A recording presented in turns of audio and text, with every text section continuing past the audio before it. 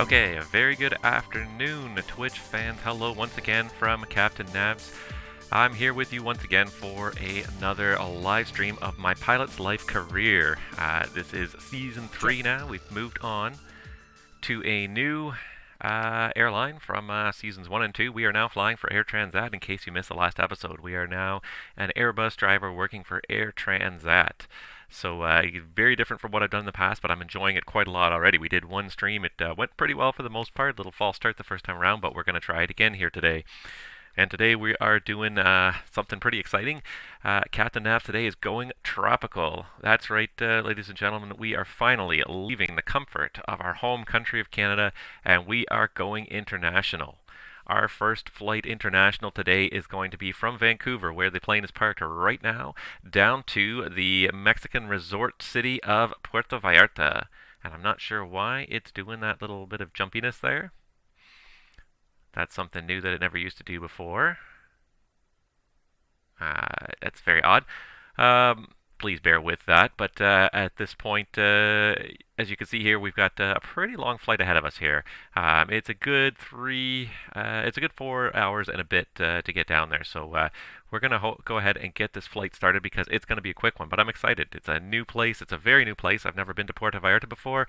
It's a it's a long haul flight. It's some great scenery down there too. So hopefully we'll make it there safely. We'll see some great scenery on the approach, and once we've finished our approach, we'll go and relax on the beach down there in Puerto Vallarta. So guys, stick with me. We're gonna have a lot of fun this afternoon. All right, so we're gonna, without further ado, we are gonna hop in the plane and get going here pretty quickly because it is a nice long flight, and I'd like to get it underway. So we're gonna hop in the flight deck here. And as you can see, it's a cold and dark flight deck. We are, as always, using FS2 crew to our advantage. If I can just drop this little window down here just to show you guys. And what we're going to do real quickly is hit the config button and set this up so that she is ready for everything we're going to do. So it's going to operate the doors. It's a gate departure, gate arrival. As DX, absolutely there is. We're going to use external power initially for the startup here. And I'm going to say pushback required, not from FS2 crew. We're going to use GSX for that. And that's basically it. Let's run the pre-flight. Hi there, Captain. How are you today? I am good. I am good. All right. And so now he's going to start getting the cockpit prepared for flight here. He's going to power it on. Just give him about 30 to 60 seconds to get it powered on, and we'll get this show on the road here. We've already got our GSX, our bridge is attached here. This is the FSDreamTeam Vancouver. It's a beautiful scenery. And what we are going to do here really quickly as well is set up the airplane for departure, especially the load. So I'm going to hit up the SimBrief flight plan, which I should... Well, that's terrible. There we go. I should have loaded here in my EFB, so I don't even have to look at the other screen. I can do it all right here. Just page down... about 3 pages here, and there is our load for today. 218 passengers. Once again, SimBrief planning us to the max here. And as a result, 100 kilos of cargo. We can take a little bit more than that. The max is going to put us at 73.8, so we could take at least 1,000. So we'll say 1,000 kilos of cargo anyways. And fuel for today, back to page 1. We are basically loading a full tank again today, same as last time. It's a bit of a stretch. It's not a huge stretch, but it's a bit of a stretch for this aircraft. So let's see if I can do 19.15 is the maximum indicated here on the load sheet, and that's what we're going to load. And as a result, we can now call GSX and ask them to do some work for us. We're going to request refueling. We're going to request some catering as well. And there we go. So now when the fuel guy shows up, he should automatically start doing this for us. And the boarding will start once GSX is instructed to do so. As you can see, our FO's got the flight deck powered up now. We've got 30 minutes till departure. We're going to try and get it out of here a little tiny bit faster than that, but that's the basic goal, is to be leaving here in about 30 minutes. And we do have some VATSIM ATC online today, which is also great. So we're going to take full advantage of that. Thought I had logged it in, but I had not. So there we go. Now we're good. Okay. So we're just going to go quickly through here and make sure that the flight deck flow is set up. So we're going to make sure all our ADIRs are on, ADIRs, however you want to say it. Make sure all of our white lights are off, and that's basically all we really have to do to check the flight deck. It's not a big deal. We could test the fire protection system if we wanted to. Let's just make sure he does have the nav lights on because the plane is powered up. It should be. Why? The switch is not moving. That one moved. There we go. That one moved. Okay, there we go.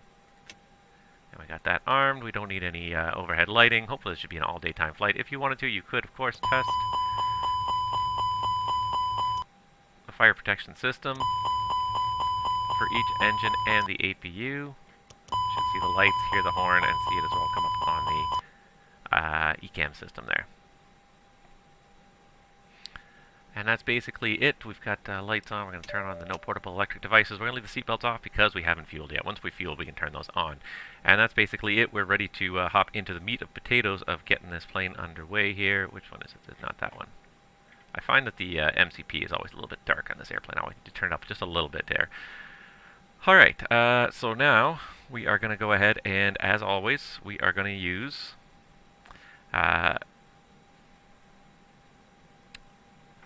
sorry if I can just turn it on here. We're going to go ahead and use my AviaWorx server to get this all set up here because I really like it. I think it's a very useful tool, very helpful for getting things set up. And if I can just find it there, that should be it right there. There we go. And we've actually got some pretty comprehensive ATC in Vancouver today, which is great. So hopefully that will stay there with us the whole time. So we're going to go ahead and get started here. So the first thing we got to do is init the flight.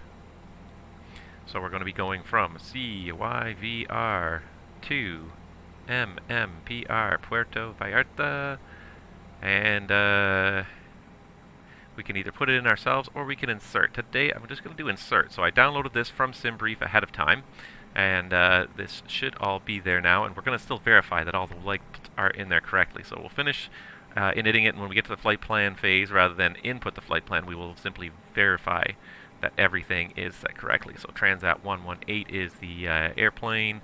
We can align it on Vancouver. And just need to check the flight plan here for some of this information here. So 44 is the cost index today. Our flight level is planned at 310. And that's basically it for the init page. We can then go ahead and hit up the flight plan page, and now we can see that there are a number of waypoints in there. They don't make a lot of sense to me. I'm not sure that they match what we are supposed to have in there. CF, no, actually that is, yeah, those are the names of the waypoints on that flight plan. Weird, okay, fair enough. So YVR, CF, DCT, CF, they just look like made up names. They don't look like normal fixed names, so that's why I was a little suspicious there, but no. And then we've got SCA, Wanta, LTJ, Kimberly, IMB, oh, did I miss it there? We're literally going to go through it one at a time. We don't have to type it, but we have to verify everything is in there correctly. So that's because we didn't type it. REO, BAMILC, DRK, and PXR, all in there. Tukey, Totec, TUS is Tucson. And then we continue. So we got a lot of airways. We got a lot of waypoints on this flight plan today. Kind of glad we didn't have to enter them all. Although if we'd enter them as airways, it wouldn't have to do that much. Villa, Ovalo, Urbam, CHX, Lisab, Amono, there we are. CUL, Danop. Wow, there's a lot of flight plan waypoints here. I'm kind of glad I didn't put these in. Melbo, Gamos, MZT, Zubud. We're still going. We'll get there eventually. Obrug, PR668. And that is part of the arrival. Okay, I'm out for the walk around. Thank you. So that's part of the arrival, so that won't be in there yet. We just simply loaded just the flight itself, which is still Great. Okay, good. So all the waypoints appear to be in there. That's good. Now we've got to do our departure. I would expect we're going to get to Vancouver 1. We'll put that in for now. We can change it if we need to. So I'll do this. I'll just go to the init, come right back to the flight plan page, and put myself back at the top there. That makes it easier. We are going to have to check on our ATIS here today. So I'm just requesting it via ACARS, otherwise known as vPilot. 290 at 9, 20 miles, sky conditions broken 8800, 11 degrees, 2989, and 26 right, departure's 26 left. So departure's 26 left, so we'll pop that in there. We'll do YVR1 until we get something different. And we'll also go ahead and put in the arrival as planned right now, and we can amend that later. Abrog 1 Bravo to runway 22 is the plan. So, I think we're going to do an RNAV to 22. I don't even know. I may leave that blank. I don't think it'll let me choose the star, though, without... Yeah, okay, fine. We'll put in an approach. And I don't seem to have... Oh, yeah, there they are. Yeah, here are the stars. Abrog 1 Bravo is the one we're looking for. And there is no transition listed, so there we go. So now if we scroll all the way to the end, we should see some fixes in there, and there's that PR668 fix and MUVBA, and that's about it. And we've got a discontinuity, which is fine. We're going to deal with that when we get down there. The other thing we can also do to validate our flight plan as well, which is probably a good thing when you have a long, complicated flight plan, is to actually check it in plan mode on your EFB here.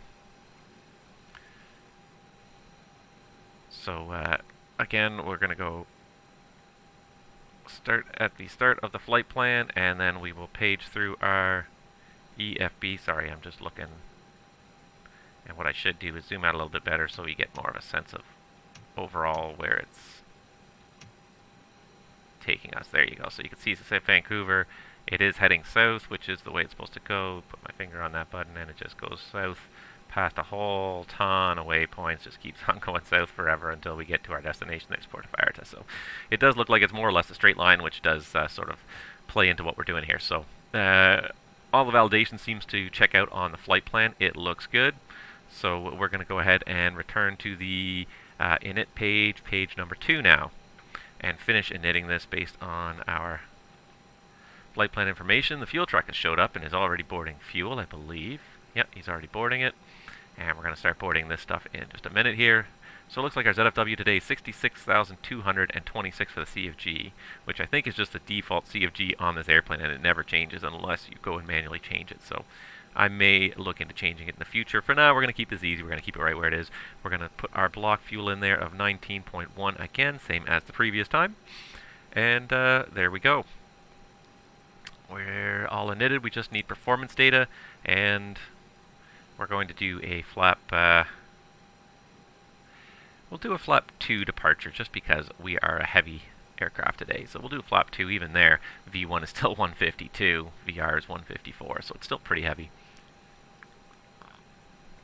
Still pretty high speeds, but we will. That should be enough to get us there. Okay, so we've got the flight plan all put in there already. I think that's about it. We just need to now just go ahead and call for a clearance. If I can make sure I have a pen that works handy, and let's check it out. What do we got? Vancouver ground to start with, I guess, here today. Alright, so let's get Vancouver ground in there.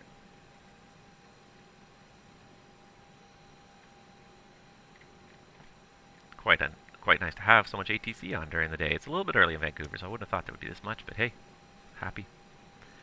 Vancouver ground, very good afternoon. Transat 118 IFR to Puerto Vallarta. Transat 118 Vancouver ground, hello. Clear to Puerto Vallarta via the Vancouver 1 departure, flight plan route. Depart runway 26 left, squawk 5174. Okay, Transat 118 is cleared to Puerto Vallarta via the Vancouver 1 departure and the flight plan route. Departure off runway 26 left, squawk code is 5174. Transat 118, read back correct. ATIS India is current, push and start your discretion, advise ready for taxi. We'll advise ready for taxi, Transat 118. Alright, the Vancouver 1 departure off 26 left, which is as predicted, and that's what we put in here, right? 26 left on the Vancouver 1, yes, okay. So we've got that is already put in there correctly. We've got to wait for our FO to come back before I can give him the briefing, but I'd say we're doing pretty good here. I can, however, pull up the charts here for Vancouver while we're waiting.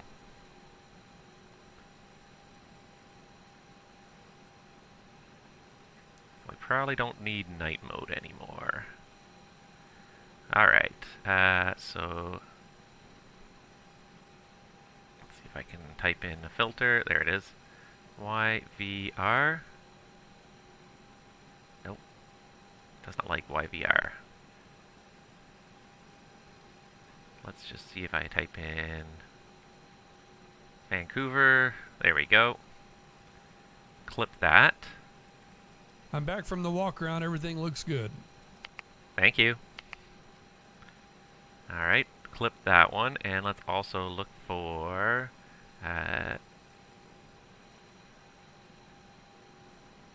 airport. I'm just going to do air for now. That should hopefully get us the airport info. Vancouver ground 172 Foxtrot Papa Kilo at Millionaire raised taxi. And last but not least, 2000 Julia. come on. Cessna Foxtrot Parking Papa just Alpha to help us Kilo, out here. you're still showing in observer mode, so right before you connect, if it asks you to, like there's a little checkbox underneath, it asks connect and share. Alright, cockpit mode, and there we go. uncheck That should be box, all the and charts then we need. try I've still got some Toronto charts. I'll purge those later, but we've got the ones we need. The Vancouver 1 departure, let's check for altitude restrictions here. 26 left, climb heading 263 or is assigned by ATC, and maintain 7,000 or is assigned. So there we go. So now we can set that up.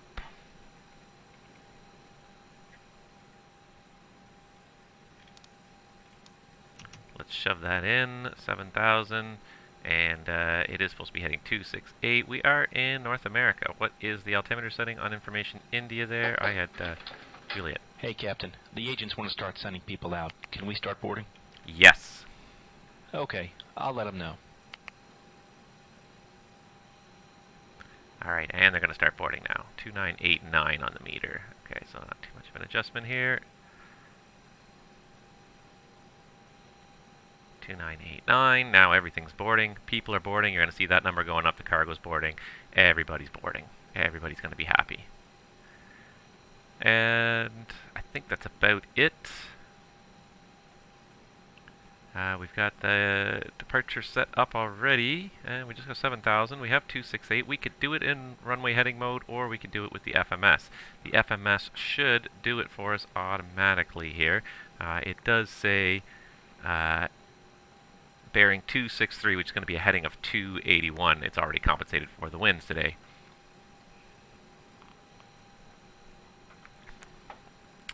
So there we go. So yeah, 263 is the departure heading, and we're going to fly that. So I will leave it in, you know what, no, I should probably, maybe for once I will actually try to depart in heading mode here. So yeah, you know what, we'll put in the 263,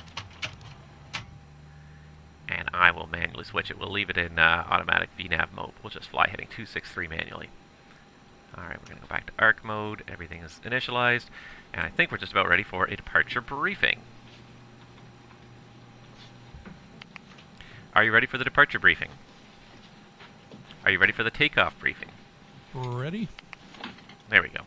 Okay, so today we are going to be taxiing out. Today we're parked at gate 66 here in Vancouver, which is on the north side here. It should be right about here. I believe it might have been closed down for construction for the time being, but anyways, this is where we're at right now, and we're going to taxi out for departure on runway 26 left. 26 left? Yeah, 26 left. Yep, yeah, that makes sense. So we'll go back to the taxi chart here. So we're going to expect a taxi most likely along the apron here, and most likely down Juliet, Hotel, and Delta to get to runway 26 left for departure. The hotspot number 4 here, I'm unfamiliar with it, so let's see if we can find it here. Let's remove this filter. We might just have to scroll down just to find them all. Well, if you don't hit enter, it doesn't actually change what it's filtered. I had no idea. Learning. I love this EFB. It's one of the best ones I've ever seen, really. Honestly, it is, but it's not perfect. It does have flaws, but it's definitely one of the most useful EFBs I've seen. Alright, number 4. Aircraft cannot safely taxi via Delta East or West past aircraft at Delta 5 or Delta 7 hold line. Delta 9 commences beyond the runway hold short line. Okay, so there's so we have problems with taxiing aircraft past another aircraft there at the threshold of 26 left, and the taxiway actually starts past the hold line. So we'd have to have permission to cross the hold line to get to there. But that's not our concern because we're not actually going into any of those aprons, so not relevant to us. Let's see here. The SID today is the Vancouver 1 departure. Pretty straightforward vector SID here in Vancouver. 10-3 Delta, effective 21st September 2018. 100 miles safe is 12,800 because there's lots of mountains around Vancouver. Non-jets, not applicable. Jet aircraft use noise abatement procedures 1 or 2. We will refer to 10-4 for additional noise abatement requirements, which we can look at in a second. 26 left again. Climb heading 263 is assigned by ATC. Maintain 7,000 assigned. Expect vectors to file or assign route and clearance to flight plan altitude 5 minutes after departure. 263, that's it. Just fly straight ahead, runway heading, essentially. Noise abatement. We could read that chart if you want to, just to be safe. Anything here. Departures. Jet aircraft, NDP 1 or 2 required. Stage 2 certified aircraft. We're going to assume we're certified to use this aircraft. No night restrictions apply to us because it's daytime, so it looks like we don't have too many. Exclusive departure and procedures. No departing or arriving aircraft shall operate over the city at less than 5,000 between 8,000 between overnight. Alright, we're not going to be going that way anyways. It's going to be a left turn out after we depart, so it shouldn't be an issue for us at all. Alright, that's about it for the departure. Terrain obviously is a major issue around here. There is lots of high mountainous terrains, especially to the north and east of us. As we turn south, there will be some mountains, but we should have plenty of room to climb out over the ocean. Weather is it's okay here. It was raining earlier when I first started the stream, but it looks like it stopped now, so it looks like we're okay. Operational. Let's just check for NOTAMs. In the flight package here, anything affecting us majorly here in Vancouver today. Normally I would do this before I get to the gate, but I just want to get this stream started for you guys, so just having a quick scroll through here. Talking about different aircraft restrictions. H2, H4 closed. Juliet South park positions is not available to big aircraft anyways. It's not applicable to us. There's a lot of closures for large aircraft. Don't see too much there. And the ground controller should keep us clear of any closures anyways, but it's always incumbent upon us to also read them, make sure we're clear about where they are, and just in case a ground controller messes up and perhaps misses a restriction. Wouldn't want to end up face-to-face with an airplane we can't squeeze past. Takeoff run for 26 left.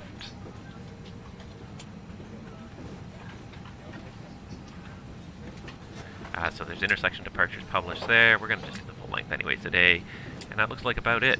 Nothing major going on. Fraser 6, Georgia 5 departure. No, I don't see anything that affects our departure process today. So I think we are golden. All right. Do you have any questions? Okay, that's checked and no questions. Perfect. Okay, it took them a little while to start boarding here, but I think we're just about done there. The fuel's coming along. We got another 5 tons still to load. So basically at this point, we're just sitting and waiting. I think we've got basically everything done that we need to get done. One thing we can do is make sure we do have the tower frequency ready to go, as well as ground. So 118.7 for tower today.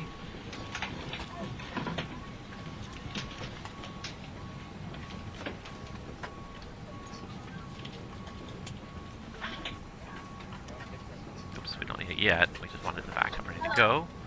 And that's basically it. And now, here we go. We're loading. I'm going to turn off that FMS.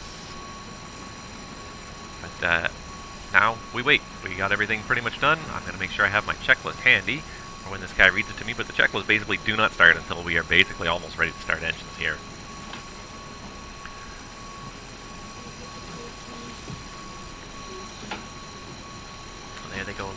fuel is loading. The fuel, I love, the baggage train drove over the fuel pump, the fuel hose. Oops. Well, still, it looks pretty awesome, just watching all those bags go in there. And this is an FSDreamTeam airport, so you can't really see it, but there should be people there loading as well. You should be able to see passengers. I don't know if you're going to be able to see it, but let's just have a quick look-see here. I don't see... Oh, yeah, there they are. When you get some clipping. There's no windows on these jet bridges, so you can't see it, but when you do clip the... There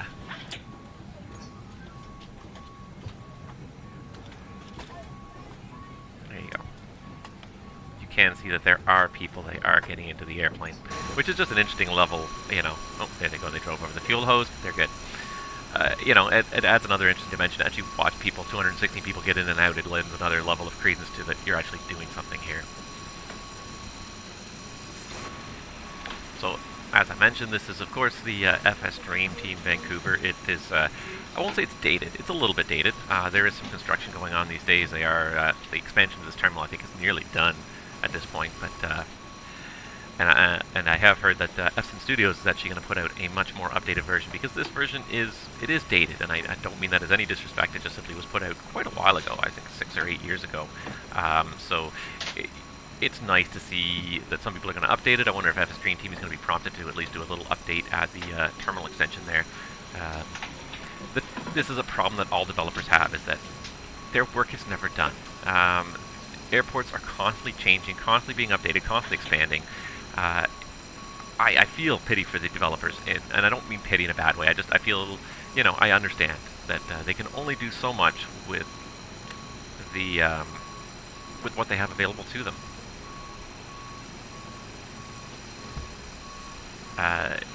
So I understand that they, you know, they can't keep these things up to date. They can't, you know, for whatever we pay for these airports, they basically are a snapshot in time. You can't expect most developers to continually start updating. They'd waste their, I'd say they waste it, but they spend all their time updating these airports, and they never get anything done. Evening, ma'am. How are you? I'm doing good. So, you know, I'd rather have them move on to developing a new airport than just waste a lot of time updating airports, especially because they don't get outdated right away, and they are reasonable with it for certainly a while. But I think this has been long enough now that FSDreamTeam could probably take another look at this and say, yeah, we could do an update. That being said, no disrespect to FSDreamTeam, because they are one of the developers that continually updates their products for free in general. GSX being probably one of the biggest examples. It is a utility that a lot of people use, and all the updates are constantly being provided for free. They, you know, this GSX has been out there for, I don't even know how many years, probably about as long as Vancouver has, 5, 6, 7, 8 years, I don't know exactly. And they've continually updated it. They've improved the textures on the vehicles, especially lately with the PBR. They've been really kind of revamping all the vehicles, vastly improving the textures on these vehicles. They've been adding a greater number of paint schemes to the vehicles, and a greater variety of vehicles. Let's just have a closer look at the baggage loader there. But look at the detail now on some of these vehicles, on the fuel truck here, with all the individual pipes going through the fuel filter and everything else like that. And the textures of all these different objects that they put together now. So FSDreamTeam is one that has done a fantastic job over the years of keeping things up to date, of updating things, especially their ground support equipment, constantly being updated. So I'm not trying to criticize them for Vancouver being out of date. Updating a couple of vehicles is a much smaller project, even if you do a bunch of vehicles, than updating an entire terminal, making sure everything's compatible and looks good from various different angles. You know, creating a vehicle, you know, you can update a couple and people are happy about it, and they don't notice, you know, they won't say that anything particular is missing. But you certainly, if you do an airport and you do only half a job at it, you just do a few little tweaks here and there, people will probably note what's missing. So, you know, I'm not going to criticize FSDreamTeam for not having updated Vancouver for a while. It's been a while, but it's okay. It's a good scenery the way it is. So it looks like we're just about done. Looks like we're done the fueling. This guy is just unhooking the fuel hose, and he even goes and does all this. He actually unhooks the fuel hose, walks it back onto the truck.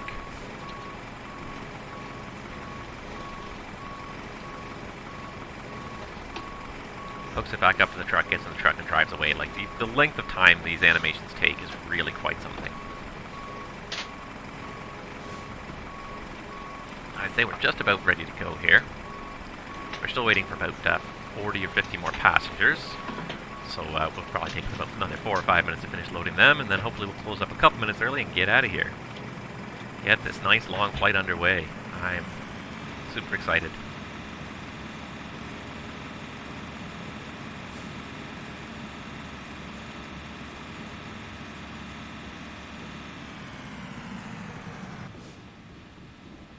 Alright, and he's done driving. That was just the baggage loader backing away, but it was it's kind of made it for an interesting view of the aircraft, just from a little farther away. Hi, Captain. The passenger boarding is complete, and I've got the load sheet here for you when you're ready. Thank you. Have a safe flight. Alright, so we're done fueling, so we can put the seatbelt sign on, and we can start the APU.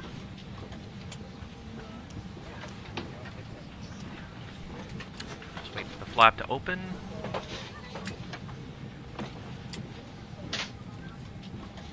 Any second now it'll say flap open, and you'll see that end coming up. And there it goes. And there goes the EGT as well. Looks like the APU is starting successfully, and we're just about ready to go here. Still loading a few more passengers. Almost done, but a few more passengers to go. And then on to sunny Puerto Vallarta. I'm excited about this. I've never been there before. It's going to be a new adventure. It looks like beautiful scenery down there from what I have checked out so far. But yeah, this will be the first flight, so it's fun. This is all exploration. So let me just make sure that I do have the current flight page up here. I do. 1,900 miles down there. It's not exactly close, but it's a beautiful day down there. I do have the aircraft selected, so it should auto start here when we get going here. And I'll disregard that.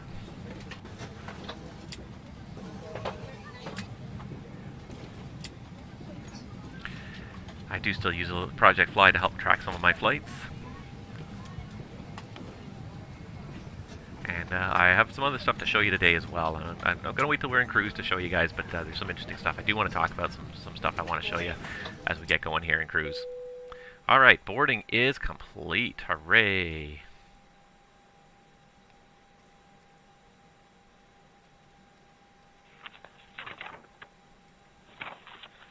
And let's see if we can get this to accelerate a little. Go ahead. Alright, Captain, we're removing the jetway now. Thank you. The APU is online, so we can disconnect that. Cockpit to ground. Go ahead. Please disconnect external power. Roger, disconnecting the GPU. Okay, so we're just about ready to go here. Not going to make the same mistakes I made last time because I will learn from my streaming over time. See, it sounded like he pulled off the jet bridge, but I did not see the jet bridge move. The doors are closed, which is good.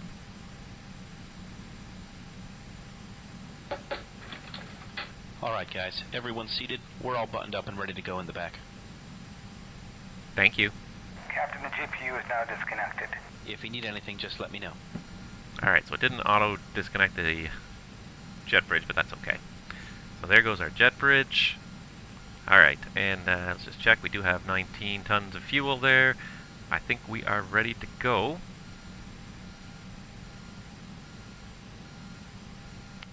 Before start checklist to the line. Before start checklist, down to the line. Cockpit prep. Completed. Completed. Gears, pins, and covers. Just check.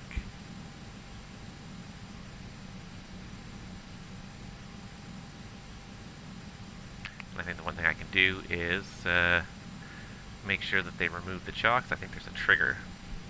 But I can't remember still. I'm still learning this stupid FS2 crew script. It's not stupid. I shouldn't say stupid.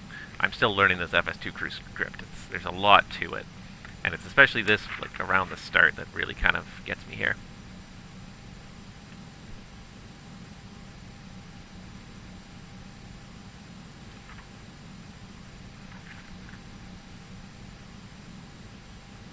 So I'm just going to remove these manually anyways.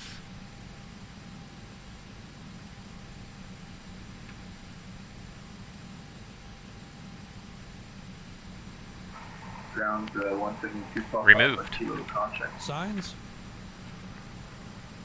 On. ADIRS. Cessna Foxtrot Nav. Papa Alpha Fuel Kilo, quantity. 35 by 5. 19 tons. Takeoff data. Set. Papa Alpha Kilo, I hear, Barrel ref. I read you about 2 out of 5. 2989 set. Hello, Captain. We're ready for pushback. 2989. Cross-checked. Set. Okay, before start checklist completed. Roger, Check. Foxtrot Papa Alpha Kilo, is this any better? Just a quick check to make sure nobody's Negative, I behind just us. got a problem with the mic here. I read you about Are you 1 sure about 2 out that? of 5, so it's really Cockpit to slow ground. that I just- Go ahead. so I'll We get are ready back for to engine Papa start. Alpha. Roger. We are ready to start engines. Really? I have to look this up as well? What does it say? We are...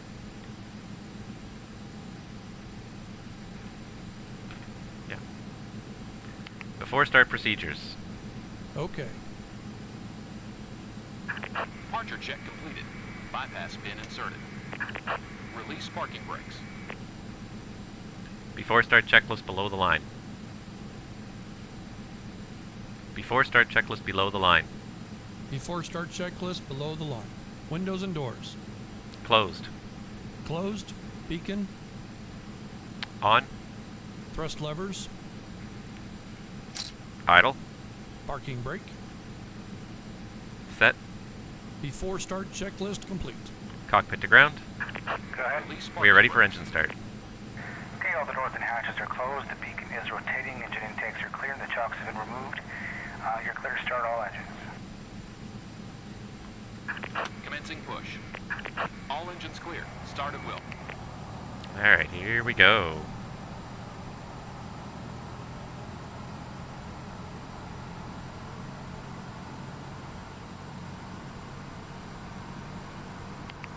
Starting engine 2.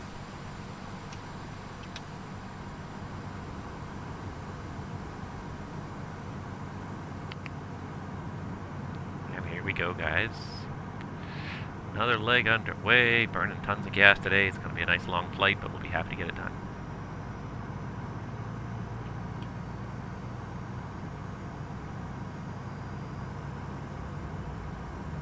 Now, for some reason, my thrust lever is not at idle, and I don't know why.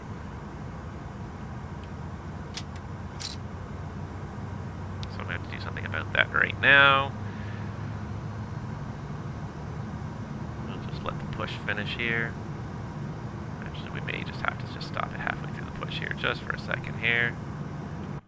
Just give me 1 second, guys, because I got to fix that. I don't know why it's not going to idle. But I just got to fix that. Give me 1 second.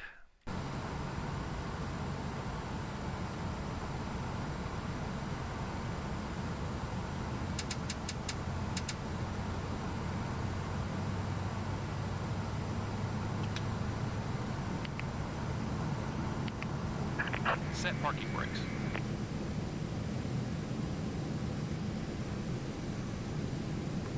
Waiting your confirmation for good engine start.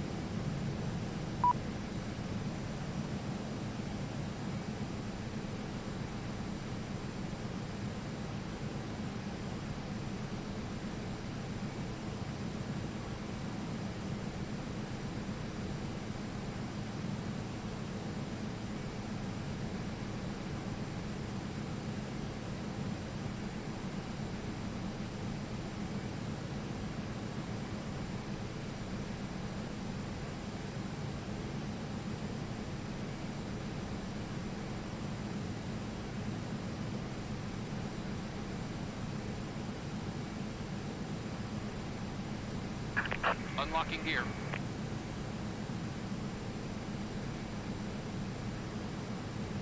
Tow truck disconnected. Bypass bin removed.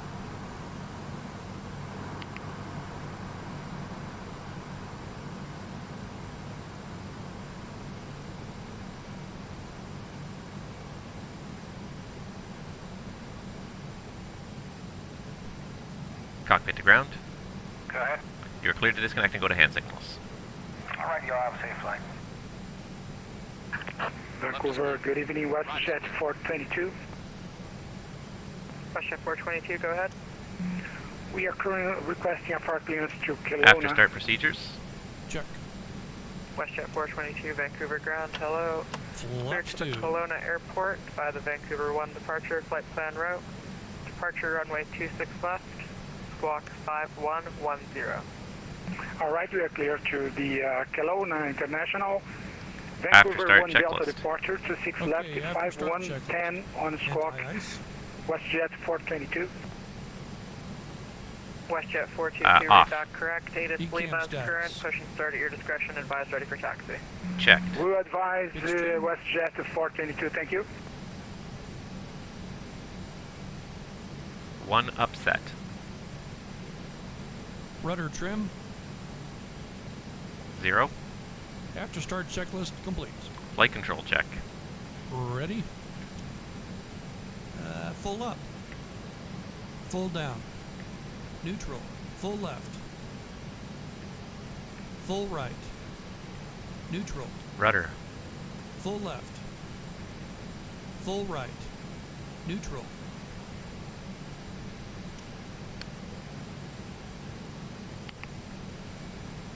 Vancouver ground, Transat 118 is ready for taxi. Transat 118, Vancouver winds 280 at 7 knots, altimeter 2987, runway 26 left. Make a right on Papa, Mike, Victor, Hotel Delta. Okay, Papa, Mike, Victor, Hotel Delta for Transat 118. Sure.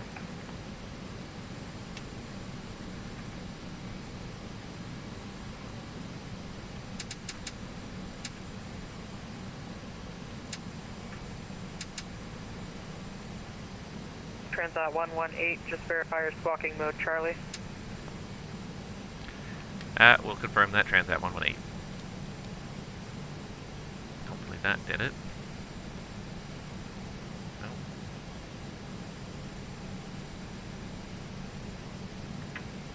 Okay.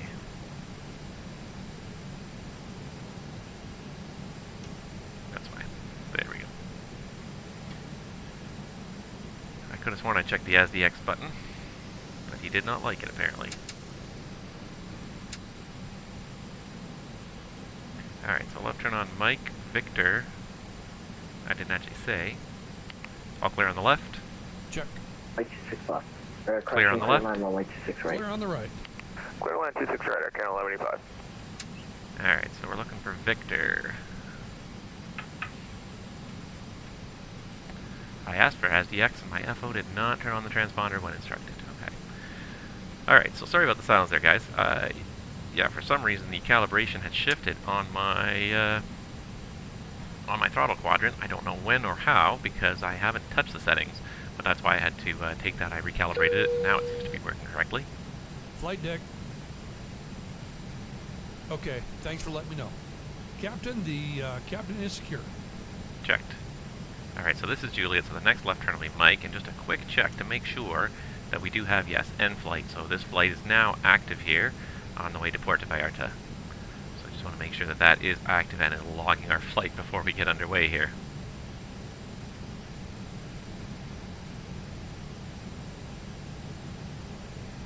So taxi around the end of the terminal and all the way down. This is Romeo. Yes, halfway through the de-ice pad is Romeo, and then the next left after that, probably that sign there, will be Victor.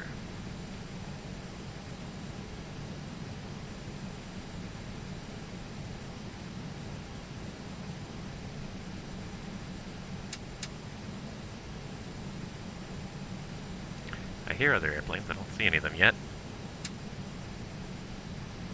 Heard a few other people talking and calling here, so there must be other airplanes around here somewhere. Okay. This is Victor. Left turn here on Victor.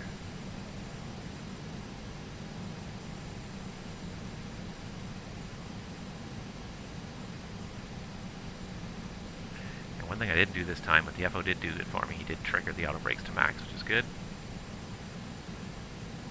I still don't always know everything that FS2 crew does. I think I do, but every once in a while, something you expect he's going to do, he doesn't do. So I don't know if it's, I still don't know it well enough, or if there's occasional glitches in the system, but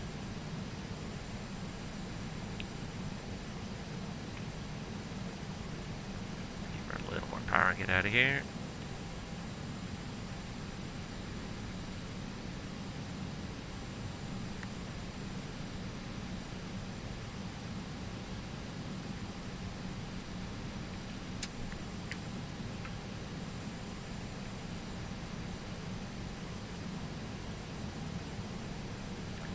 Busy airport in Vancouver, although this is probably more what it's looking like these days. With the air travel doing what it's doing, you see a handful of airplanes at the gate at any given time. Those gates, those airports do not need to be as big as they are right now. Alright, so this next left turn here should be hotel. It's going to take us around a 26 left. And hopefully we'll be there very soon.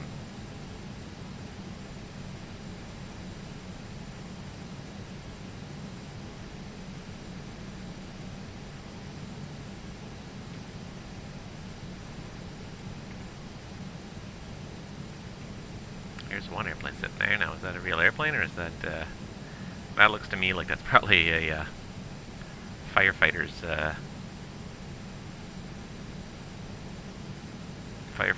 practice airplane, based on where it's parked there out in the middle of the field. Next to a bunch of low buildings, that's probably a training aircraft for the firefighters.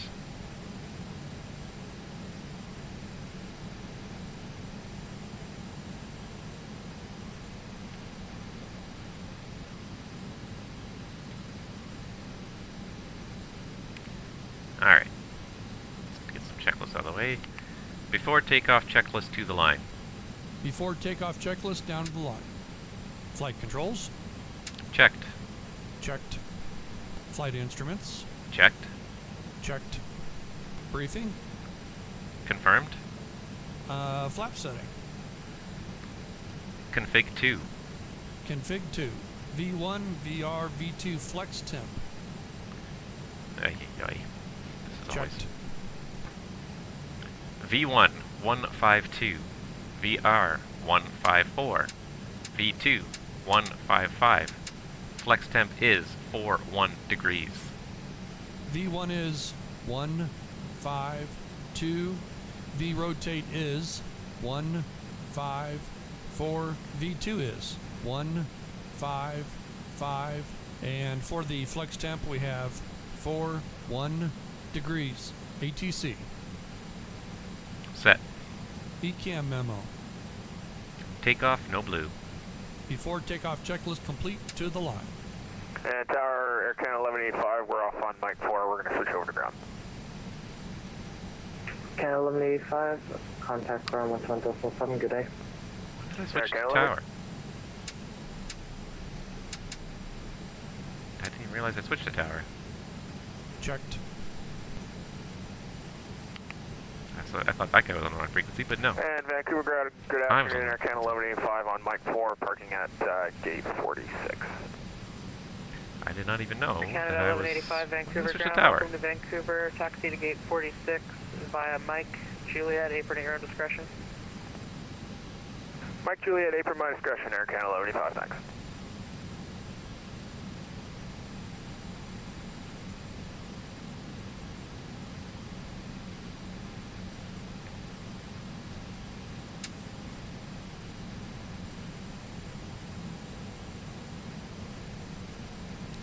Definitely a busy little airport here sometimes, though.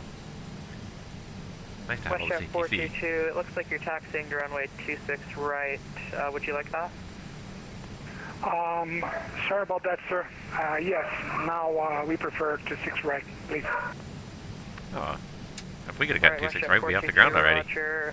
Runway 26 right, taxi via Mike. Yeah, Mike 26 right, WestJet 422.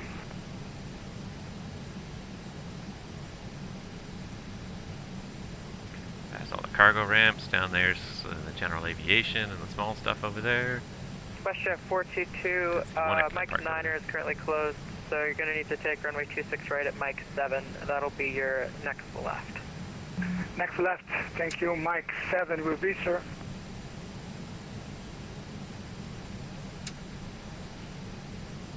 Canada cargo, everybody's cargo's down here.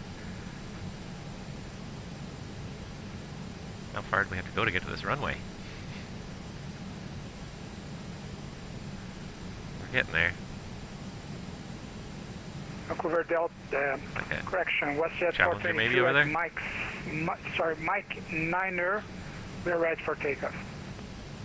WestJet 422, contact Vancouver Tower now, 118.70, so long. 1870, thanks so much. Sorry about that, sir. See you. No worries. Transat 118, same goes for you. Contact Vancouver Tower now, 118.70. Enjoy your flight. Okay, over to Tower 118.70 for Transat 118. Have a good day. Well, he never noticed that we accidentally switched off his frequency. Vancouver Tower, WestJet 422 at the 26 right there center for is takeoff. going to be 33.7 airborne. WestJet 422, Vancouver Tower, good afternoon. Squawk mode Charlie, please. Charlie coming, WestJet 422. Sure, we're ready with 33.7. There it is. Vancouver Tower, Transat 118, holding short 26 left, ready to go. Correction, 27 left. 118, Vancouver Tower, good afternoon. Winds 2807 knots, clear for takeoff, runway 26 left. Clear for takeoff, 26 left, Transat 118. Before takeoff checklist, below the line. Before takeoff checklist, below the line. Cabin crew? Cabin crew, seats for departure. WestJet 422. Advised. Line up and wait, runway 26 right, traffic departing off of runway 26 left. TARA. Engine mode selector. Norm. PAX. On. Okay, before takeoff checklist is complete. Alright. Here we go.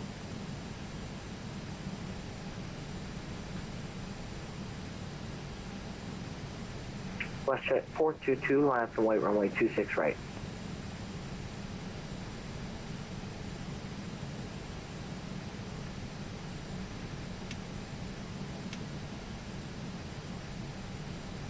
Pop this out. WestJet 422, Vancouver Tower. Takeoff. Check.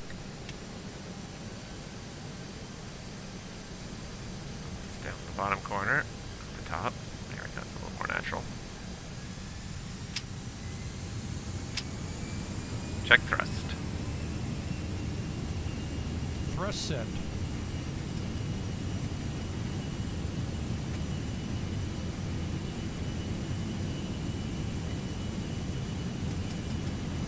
.100 knots. Checked.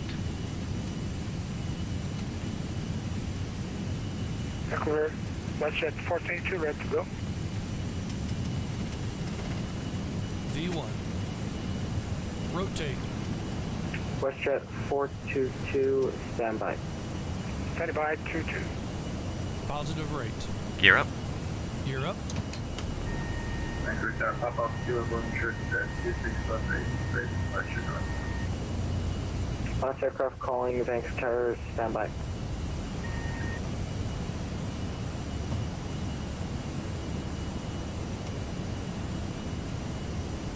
Heading. Air Transat 118, contact departure 133.7, good day.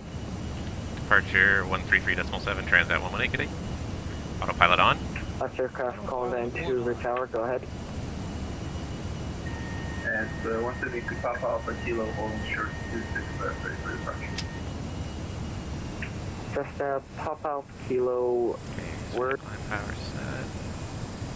2989, cross-checked. Flaps 1. Flaps 1. Vancouver departure, good afternoon. Transat 118, 2000, climbing 7000, Vancouver 1 departure. Transat 118, Vancouver Center, hello, radar identified. Turn left heading 170. A left turn heading 170, Transat 118.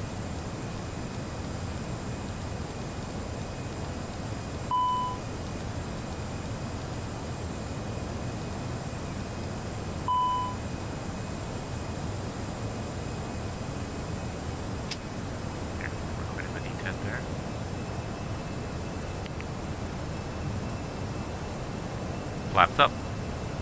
Check the speed. Flaps up. Flap 0.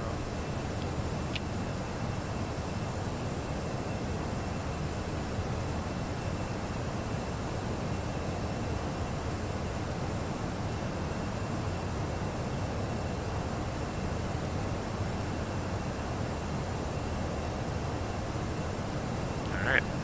Checked. Transat 1118. 118, turn left heading 130. Left turn heading 130, Transat 118.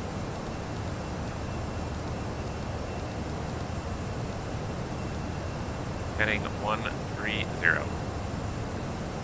After takeoff checklist to the line. After takeoff checklist, down the line. Landing gear. Up. Flaps. Retracted. Packs. On. After takeoff checklist completed, to the line. Transat 118, climb 16,000.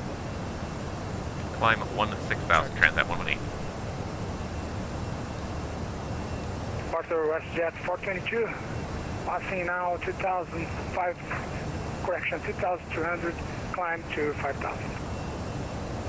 WestJet 422, radar identified, turn right direct CCAB on course. Alright, open climb, 16,000 feet set. WestJet 422. Goodbye, Vancouver. Not that I miss you, because it's nice to be here, but it's going to be a great flight to get down. Takes a second to load that airport up again, doesn't it? There we go. Now it blends pretty inconspicuously. Downtown Vancouver in the background there, behind the airport. 16,000 WestJet 422. And away we go. We're underway, guys. That's pretty awesome. We got it done. This time we had no issues on the departure. We got it done properly. I was monitoring a little more closely what was going on here. And especially, I tend to pull back the thrust levers a little bit too far, and I pull them back past climb. That seems to be what I do. That's why you get that little caution light. Because I can't feel the detent. I listen for it. I hear it click, and so I think I've made it, but it also clicks as it goes back out again. You don't hear it. You hear it as one click. So I think that's what I've been doing, and that's what's been messing up my departure procedures. So what are we doing temperature-wise here? TAT right now plus 13. We're okay for a little while longer.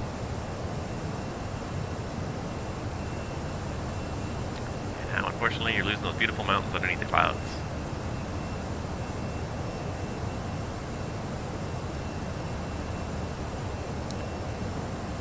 Sad to say.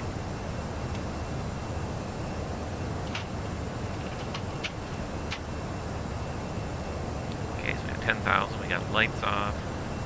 Leave the seatbelts for just a minute just so we get through this, because this is probably going to be bumpy for a little bit here.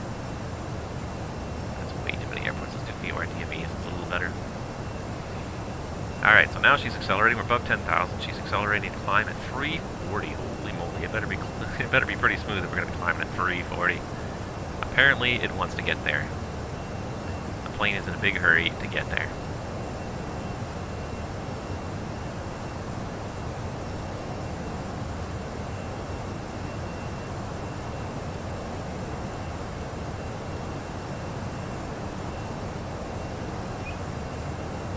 We are underway now with flight number 2 of Season 3, Puerto Vallarta. Here we come. Looking forward to some sun, some warm temperatures. Leave the dreary spring weather behind. Right back into summer.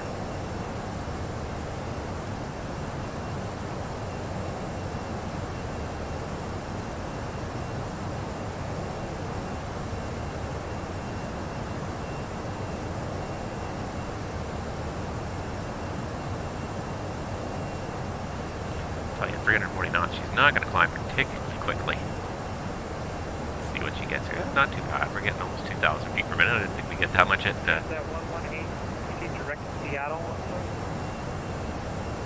Direct to Seattle VOR, Transat 118. Alright, direct to Seattle. And it already flipped itself to nav mode. There's nav. Since we have it now climbing in nav mode, we can go ahead and put it to managed climb as well. There's climb. temperature, cat still plus 16, so still well above the plus. 118, climb flight level 310. Sorry, was that 210 or 310 for Transat 118?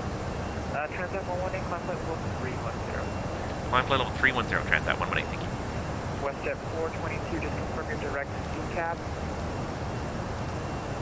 We are now currently correcting to SICAP. Alright, there's 310 set. WestJet 422, I show you flying 340 heading. Decap is going to be a 040 heading.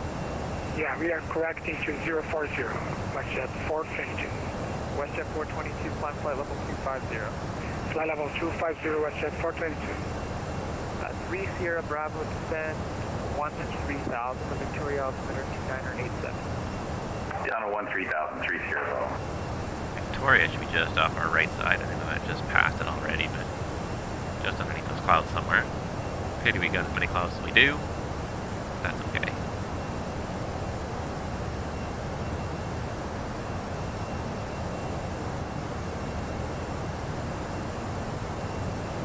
Alright, so now she's got 340 knots. She's climbing, so not too bad. 1700 feet per minute. It's still going to take us a good little while here. It looks like it's going to take us 200 miles to level off at the rate she's climbing now. WestJet 422, fly heading 040. Heading over 040, WestJet 422. Wow, 200 miles to our top line. But she is a heavy beast. She was pretty much more or less almost a gross weight takeoff with full fuel and basically full Transat passengers. 118, leaving my airspace, Seattle offline, frequency approved, have a good flight. Okay, off to Unicom for Transat 118. Thank you for the service. Good day.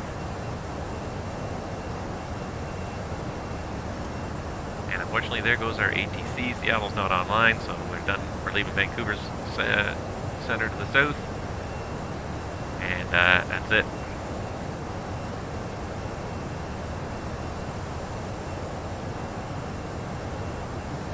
A little bit of a cloudy day out there. Not too bad, but a little bit cloudy.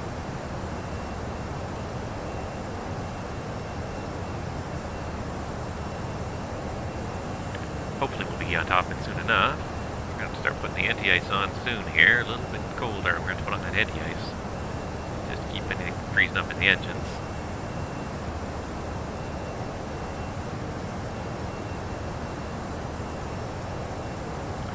But here we go. Leg 2 so far, so good. I am really starting to get the hang of this airplane. Again, don't claim to be an expert, but didn't botch the departure anyways like we did on the first leg. The first leg, I think, I looked at the replay video and I think what happened was for some reason it went out of managed climb mode and it was just basically trying to maintain altitude. I don't know if we were climbing at such a high rate initially that it started to go into altitude capture, but then it tried really aggressively to get back up to that altitude even though we had lost a lot of speed. It didn't have enough power to make it once we got the climb power. So even though the speed was managed, the altitude was not, and that was, I think that was the crux of the problem. Oh, there's transition.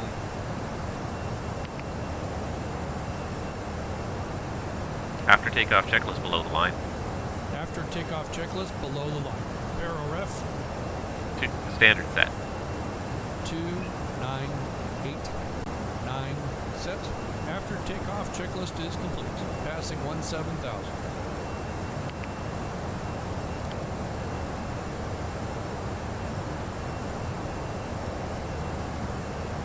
That's weird. I made the wrong call and he made it. He copied me, I think.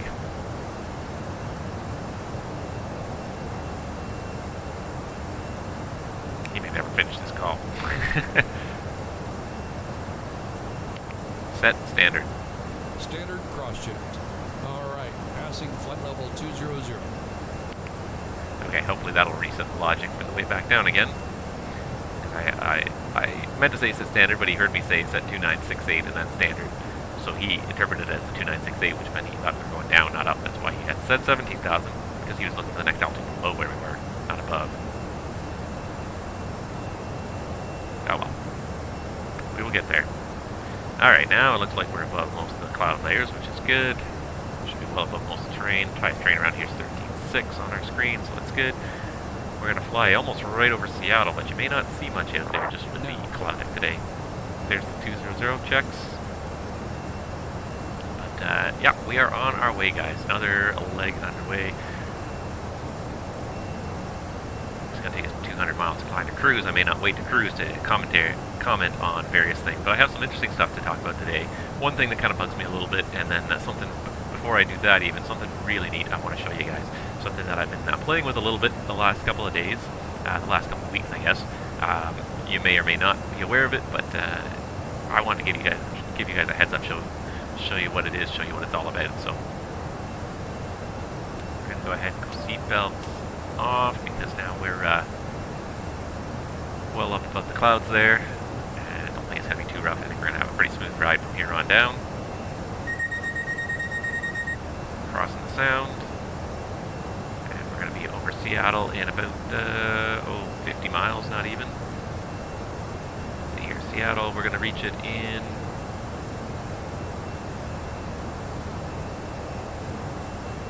I guess we got to look on here. Seattle, we're going to reach it at 11 minutes after. No.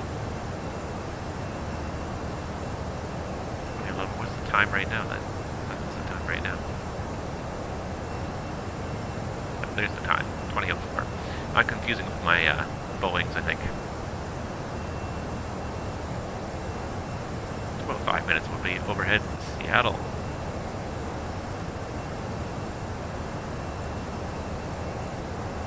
We carve a nice path right across the west coast of America and down to Mexico.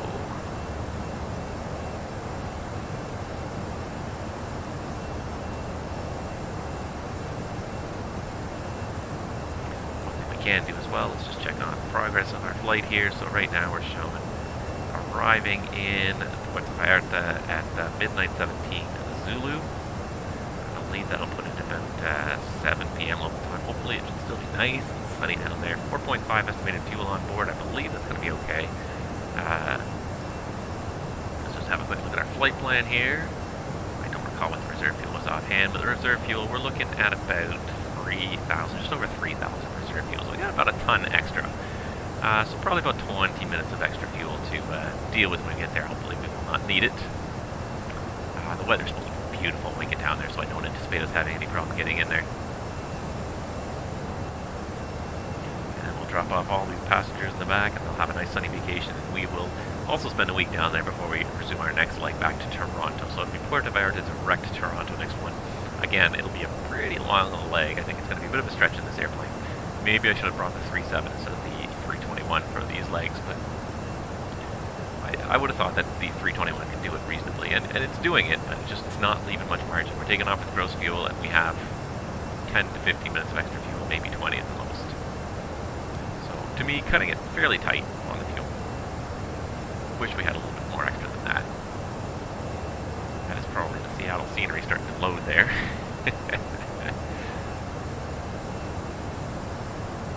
And Brad, I didn't even see your messages there. I thought I had my chat window open on my mobile device, but it's not working. I did not get a PDC though, just to answer your question.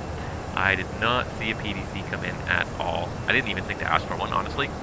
I did the old-fashioned way. I called up on voice and asked for the clearance that way. I realized your testing the PDC system totally slipped my mind. Sorry, I was focused on my own part of my own aspect of the operation here. Was not thinking about giving your guys a test run of the PDC system. So my apologies, Brad, for not noticing that.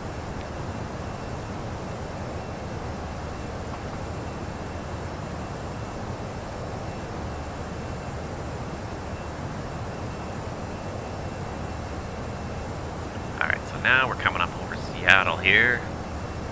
Let's see what we can see from up here. Ah, there we go. So there's the first airport there. This is Drzewiecki Seattle Airport's X scenery. There it is loaded now. That is Payne Field down there. That is one of the homes of Boeing. That giant rectangle on the left side, the giant rectangular building on the north side of the field on the left side there, that is the Boeing factory. That's where they make the 777s. That's where they used to make the 47s. They built that factory, I believe, to make the 47s. Now they make the 777s there. I believe they make the Dreamliners there as well. Where Boeing makes all their really big airplanes, and probably about more than half the real estate of that airport is taken up by Boeing factories and Boeing parking.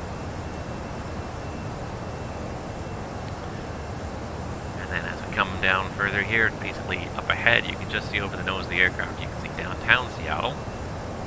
You see a couple of buildings flick in, and then as we pass it, just to the south of downtown Seattle, there's another field, Boeing field, which is the original kind of location of the Boeing factory. It doesn't have a factory anymore. It does have a delivery center for the smaller aircraft. It's a bit of a short runway. It's really close to the Seattle International Airport, the SeaTac airport there, so it's really quite kind of hemmed in terms of airspace. That's why we're loading again. Loading. You know, you think an SSD would load faster than this, but it is not. There's a lot of data to load down there, I guess. And then eventually SeaTac, we're going to pass right over. I just don't know if you're even going to see it here today. Clouds are just sort of lining up just right that you're not going to probably see too much. But downtown Seattle right there. Boeing Field is just like about 3 miles south of downtown Seattle. There's some of the bridges that go across all the waterways there. Somewhere behind these clouds is SeaTac, but we may not even see it even though we go right over it here just for the just because of the cloud deck today. It looks like the clouds will thin as we go further south. It looks like they're kind of breaking up a little bit, but right here over Seattle, unfortunately, they're pretty hefty right now. Pity, because it's a very nice scenery they've done there too.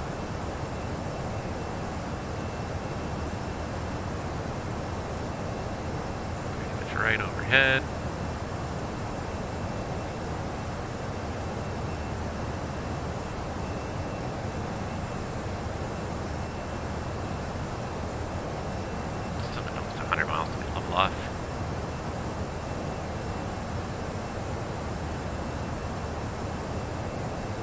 Pause again, probably loading one more airport. Oh, don't crash on me now. Okay, whew. Had me worried there for a second. There we go.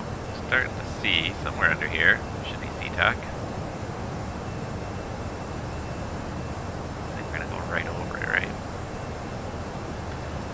One thing I do like about the Drzewiecki sceneries, they are really quite nice quality sceneries, but they include multiple airports in the same scenery pack, which is kind of nice. So you get like a whole variety of airports. You can do some local flying between those airports, which makes them really useful as opposed to just having just one airport. And the quality is really quite good. I'm generally quite impressed with the quality of all these sceneries.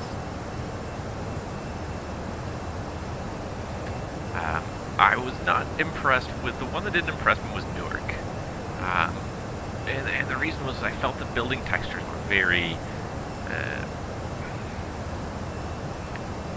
the building textures were very poor, I felt, in Newark. The overall impression of the buildings was okay, but when you started to get close to them, close to the gates, like when you taxied up to the gates, you really started to notice that they were very bland textures. Now, mind you, this was one of their original sceneries from quite a while ago. So it's a bit dated, but I was disappointed with it. You know, that's the way a lot of people use the airports, is they taxi up to the airport, and then they park, and they sit there, and they're facing the wall of the terminal for a long time. And those areas especially, I think, need some good attention to detail because people will be sitting there staring at them for a long time, and I was very disappointed with what I saw there. So that one kind of turned me off Drzewiecki for a little while there, but I have to say I'm happy that I tried out the Seattle Airport X because it looks really good, and the Chicago Airport X looks really good too. And the nice thing about designing multiple airports within the same area is that they do take into account the frame rate of all those airports kind of working together. Instead of you having three different developers with three different airports, and they both kind of work okay separately, but the second you load three of them into the sim at the same time in close proximity, they kind of grind to a halt. Drzewiecki designed to have all those airports loaded at once, which kind of works. So we're going literally right over SeaTac, and you ain't going to see nothing unless I switch to the external view. Past SeaTac, so let's try it this way. There it is.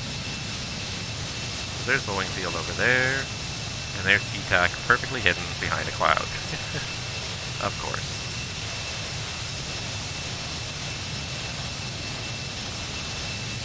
But it is overall pretty nice scenery.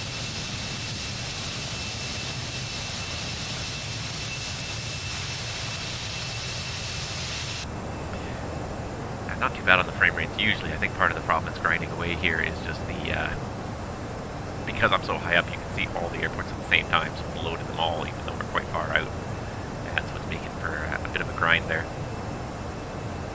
Alright, we've almost made it up to 310, our initial cruise. I think we have a step climb in the flight plan later on after Romeo Echo Oscar 330. I don't even know how far along that is.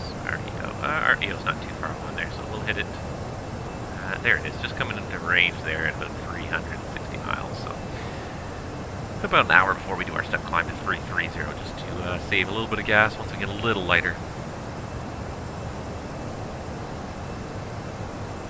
So we're pretty much just about level in cruise here. We're going to be there in just another 2 or 3 minutes. So one thing I did want to share with you guys now, so I'm going to just sort of pause my track hire there. So this is something that I started playing with a couple of days ago, a couple of weeks ago, and I find it to be an extremely useful tool, and I think you guys will as well. So some of you may have heard of it, some of you may have seen some videos about it, but I just wanted to give it another chance to sort of publicize a little more. This is very much in development, but this is something called SimToolKitPro, which is basically, for those of you that like Project Fly, this is a toolbox for your sim. It does so many different things that I can't even begin to describe it totally. But it is an automated flight tracker and a logbook system. It is also has a bunch of calculators built in. It's got an airport database built in. It's got a live map that you can watch all sorts of stuff going on in the sim. And it's also even got streaming tools for you streamers out there, like myself, to take advantage of. So I have not yet taken advantage of them, but I may start to take advantage of them in the not too distant future. So if you see my overlay change sometime in the future, maybe we can start to take advantage of some of the features of this. But this is SimToolKitPro. It is a brand new piece of software. It's free. It's just a labor of love by a guy named, I believe his name is Dan. I want to say Dan. And he just sort of started putting this together and put it out there. And it's not, it's really right now sort of in a beta phase right now. It's very deeply in development. It's not polished and finished by any means, but it does a lot of stuff already very well. And I think he's got a real winner on his hands here. He doesn't plan to ever charge anything for him. As you can see, he's got a nice donate button here. I probably will be donating something to support him very soon because I think he's doing a great job here. But it is free. There's no plan to charge anything for it. More about that later, I guess. But I'll just take you on a walkthrough through SimToolKitPro here. So it's got a dashboard here, which just sort of shows you what you're doing. A little reminder to back up your information. So it shows you checked. So it shows you right now all the people who are flying SimToolKitPro through the server are flying different things here. Here's us flying southbound. All different people flying different directions. It's just like another version of Project Fly or VATSIM, except that this is just an online map. It's not sharing the information with your sim. It's just showing where all the different people who are using this software are right now. But one of the things that really, where this software really shines here, first of all, is the live map. And now there's two versions. There's the original version, and now there's a 2.0, which is currently in beta. I'm going to show you the 2.0. It's going to churn up a little bit more of my processor power, but what are you going to do?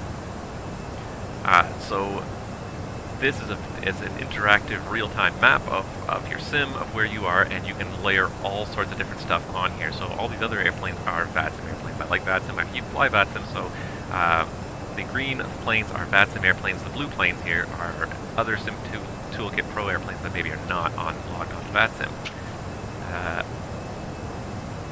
So we got a bunch of airplanes here on the ground in Seattle in the VATSIM network getting ready to go places.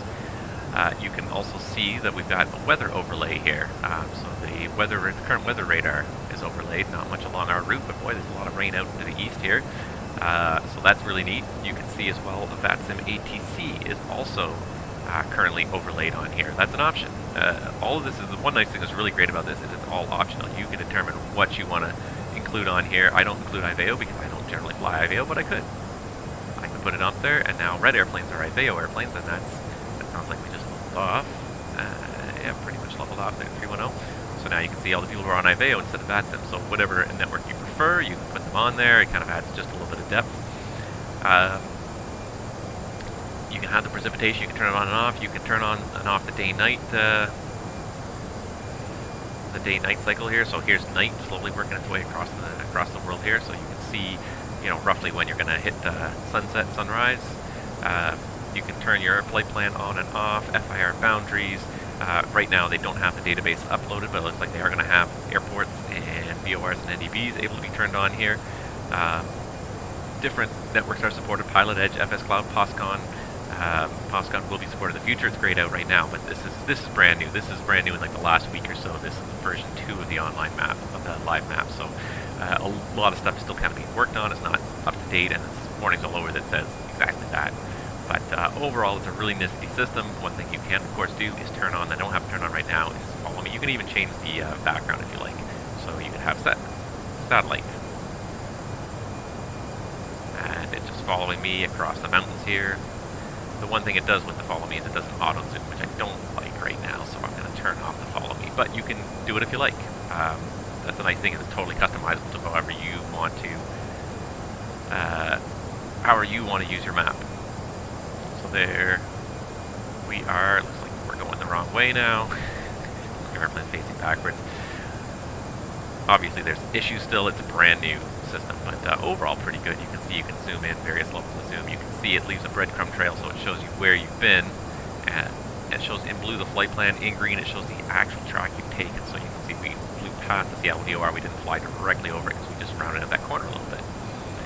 So live map, really neat. I really like this feature. I don't really like the satellite view. I find it's a little bit too busy. The terrain is nice.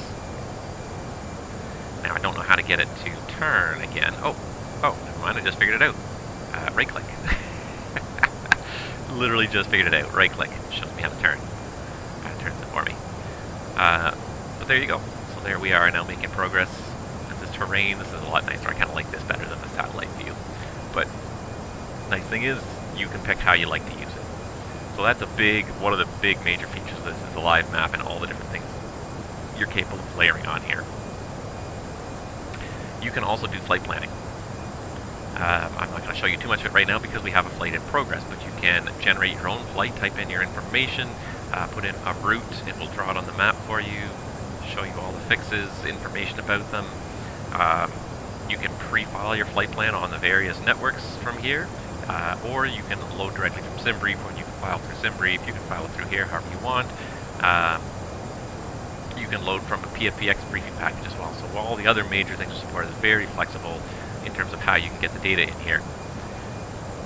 Once you put in a flight plan, you can start it up and you can track your flight progress. So here's the OFP downloaded from SimBrief, generated by SimBrief, charts and maps as well included in that. I can have a scratch pad for writing down things like my clearance or whatever I might happen to want to type in,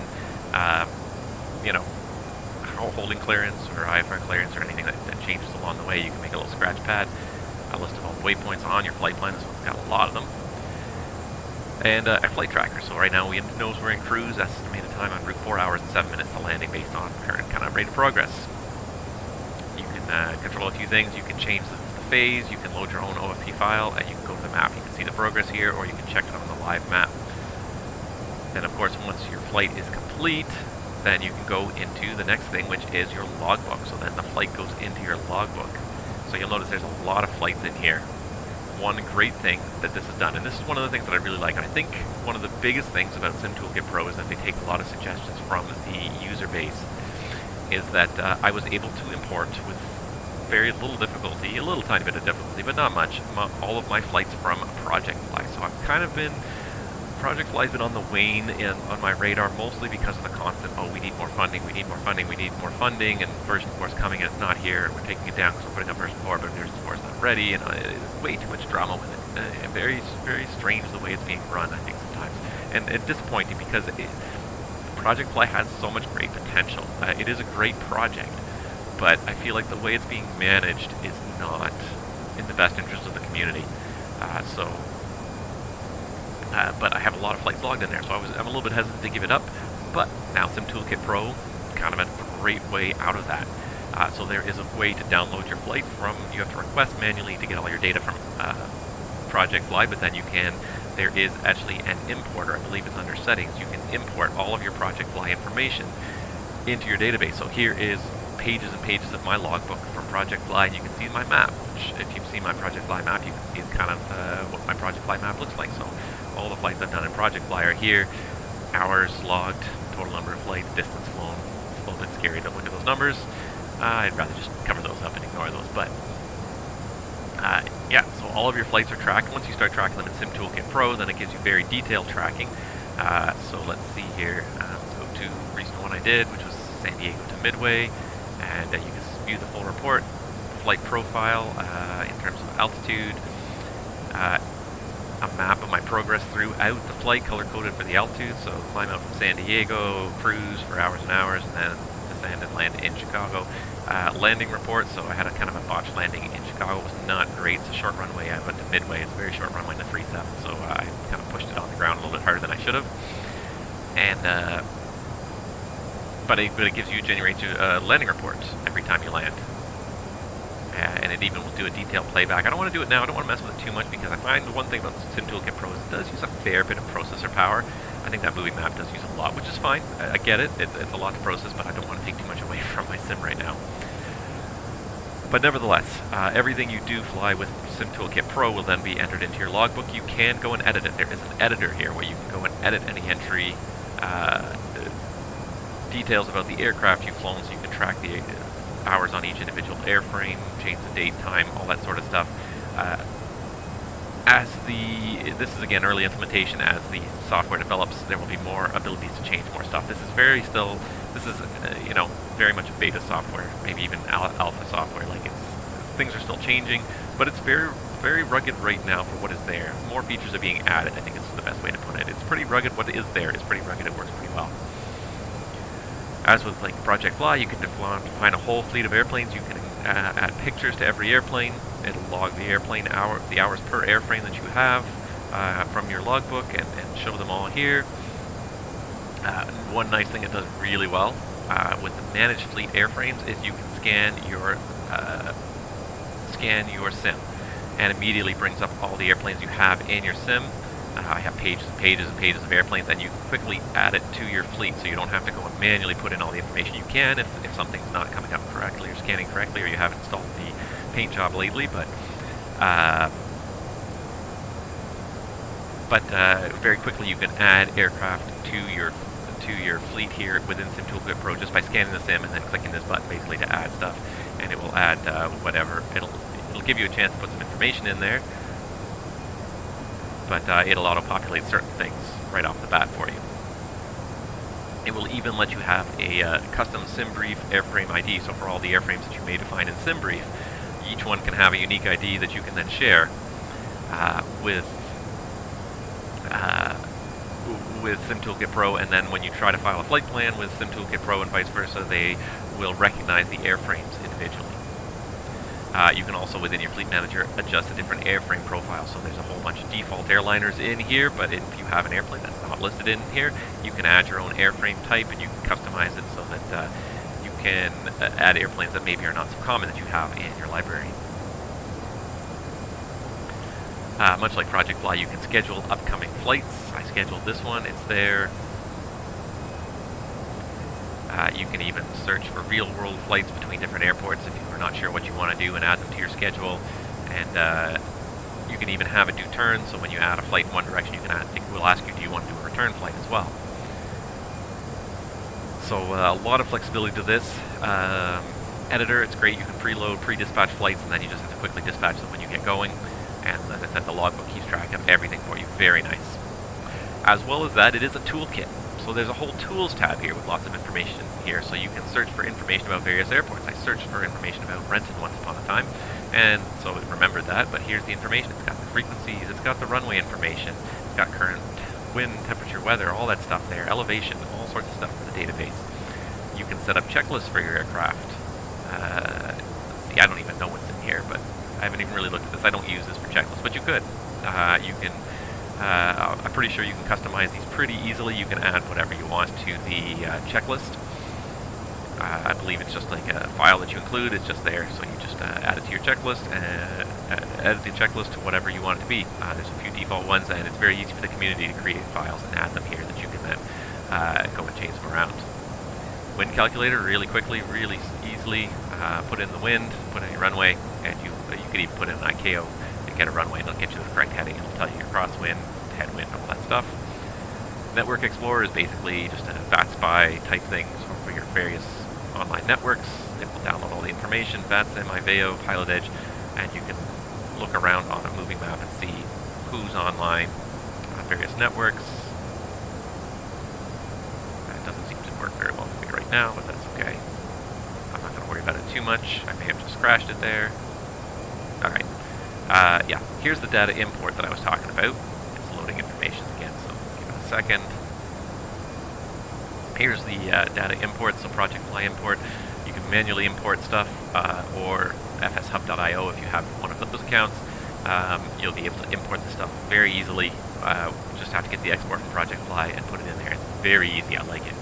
One thing I have not played with here is the last tab here under Tools, which is the approach system. And now just to type in, for an example, type in an airport, you have all the runways available to you, and current support X-Plane 11 only, and just the Zibo 737-800.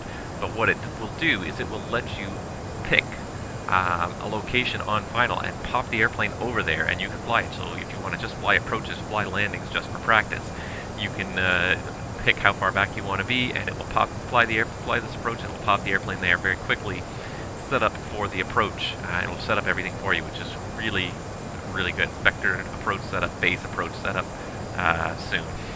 Downwind soon, vector soon. See, it's all still in development, but this is a really neat feature as well. For anyone who's using this for training purposes, you can just set up just to do multiple approaches over and over again. Without having to do the takeoff is one thing that's kind of bad about the Sims. You have to do the takeoff to do the landing, and sometimes mostly you want to just practice the landing. So, again, huge potential here. It's only for X-Plane and the Zibo 737 right now, but that is possibly going to change depending on if they can figure out ways to support other aircraft and Sims. Wow, so much in here. One other big thing, of course, there's the streaming tools. So you can come here to the streaming tools tab. I don't have it on just to save process power, but I'm going to turn it on for now. And you can output various things. So you can have various files that output your information about your flight, for those of you that are streamers, the estimated time en route, the airspeed, vertical speed, heading, call sign, airframe, all that sort of stuff. You can create an overlay as a web page hosted locally, and you can also have a live map overlay, and this is something I'm kind of really looking at. I would like to try it out just to show you what it looks like, so you can then see if I can get it to work here in my browser. And there we go, and it does actually work. So that's right there, that's just in my browser, that's just being hosted on my computer right now by SimToolKitPro, and it's just showing a currently updated map all the way down. So that's something else that I would love to use this in my streams soon. I'm trying to kind of figure out a nice way to sort of change up my overlay a little bit to take advantage of it, but this looks really good. Maybe a little more zoomed in. I can't zoom in because you have to zoom in over here and change the zoom level over here, and then it will change it. And now here it is much more zoomed in. You can see it's making much more progress here. But a great streaming tool. So streaming tools, so that you don't have to run a separate streaming tool software. This all includes streaming tools. So you can choose to have the radar enabled or not. And of course you can just disable the whole thing if you're not a streamer, save yourself some processor power. But a really neat feature as well to be able to put out all that stuff within this software that you're probably already running to track your flight. As you can see, I am tracking this flight. There is a little monitor here as well where you can just monitor the current output from your sim. This is, more than anything, it's just kind of informational. It doesn't really do much, but it just sort of shows you what's happening within your sim, just to make sure you've got a good connection to it. And last but not least, of course, settings. You can set up your various sims, analytics, live map settings. You can set up here so it doesn't, so it knows who you are in VATSIM, so it doesn't show you two reports for you on VATSIM, all sorts of stuff, patch notes. Very much it's being updated week by week pretty much here. So as you can see it even at the top right now, new version download, restart to update. I didn't restart it yet, so it's not updating. But it's being constantly updated. It's a very useful piece of software, constantly being updated to add more features, add more customization. So I'm really liking this software. I've been using it for about 2-3 weeks now, and FSLE did a little video on it, but I just want to show you guys as well. That really useful. Anybody who's using Project Fly and likes Project Fly, especially for the logging factor, this may be your future right here. I'm not trying to tell people to get off of Project Fly, but I personally have issues with it, mostly because it seems to come and go. It seems to have downtime because they seem to lose funding for their servers, and I will acknowledge that there's a lot of data being thrown down on the Project Fly servers. One thing about this is not server run. this is running on your PC. This is storing data on your PC. All your flight history here, your logbook, all stored on your PC. What am I looking for here? Yeah, so all your logbooks, so your breadcrumb trail from your previous flight, stored on your PC, not stored on a central server. So it's going to take up space on your PC, but on the flip side of it, you don't have to worry about paying the data bills at a central server. The only thing that's really centralized about this is the database. When you first download this, it has to download the airport database, the VOR database, all that stuff. So it downloads all that, and then once it's done, very little interaction between you and the central server. The other thing that you may get from the central server is weather updates, and of course VATSIM stuff, the moving map stuff, weather radar, that sort of stuff. But overall, not that much data being stored on that central server, being exchanged with that central server, compared to Project Fly, where everything is, you're only interacting directly with that server. So I think this will be more robust. Even if at any point in time development stops, this will still run on your computer, and your data will still be on your computer. So this is why, like, I'm leaning more towards, like, I'm going to be using this as a flight tracker in the future, and getting away from Project Fly, because of the Project Fly has some great potential, and I think I say that a lot. It really does. It has lots of great ideas. A lot of these ideas I think are kind of copied from Project Fly, but that's because they're good ideas. They're things that people want to see happen. And Project Fly, unfortunately, the new version, has been a long time in coming. It's been a long time promised. It still has not happened yet. Still very little words about it. Every once in a while you get something, but it feels like it's a pet project of a couple of people, and unfortunately, they really don't want to let go of the project. This is... I checked out the Discord. This guy, the guy who set up this project, has a Discord server, and he is there like every night, and hundreds of people, I think, are in there talking to him, chatting to him, giving him bug fixes, making suggestions, all sorts of things. So this is very much a community build, and I think there's a few people now who are offering to help out with various things. So this is going to be a community project, which is the way these things should be. If you know, it doesn't have to be that way. I think the biggest problem with Project Fly is the way they're trying to approach it, with all the data being stored centrally, because that's costs a lot of money. So they have to keep coming back to people and asking for money. If the server goes down, you can't track it. Like, this is just an application running on my computer. It's taking a little bit of my processing power, but on the flip side of it there, I don't know what that flash was there. Is that my pilot's light flashing for some reason? I'm trying to take control of my screen.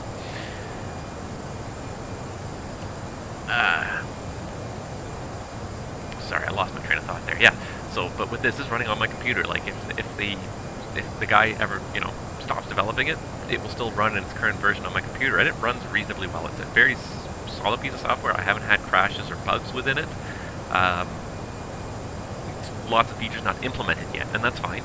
But in terms of the software itself, it runs very well right now. So I'm using it already, and I'm going to probably continue to use it. I'm going to probably phase out Project Fly in my life, because this does what Project Fly does for me in a more reliable fashion. The one thing that Project Fly, I think, has going on better for it is the scheduled searching function. I haven't really searched too many real-world flights here, so you know what? Let's try it, just for the heck of it. Let's see if I can find this flight. Loading. There we go. And let's see if it finds this flight. I don't know if it's a dated schedule or what. So Transat 218. There we go. I can copy it to my schedule. And there you go. 7 days a week. Copy it to my schedule. So I'm not sure. I don't know what the source of this data is. If this is stored on the central server, if it interacts with FlightAware, what the deal is here. But that's really kind of neat. I haven't actually used this yet, but you can actually then just quickly copy it to your schedule and very quickly dispatch this flight, which would be really neat. If you're sitting there with an airplane at an airport, you don't know where to go. Imagine that. So let's, can I reset this now?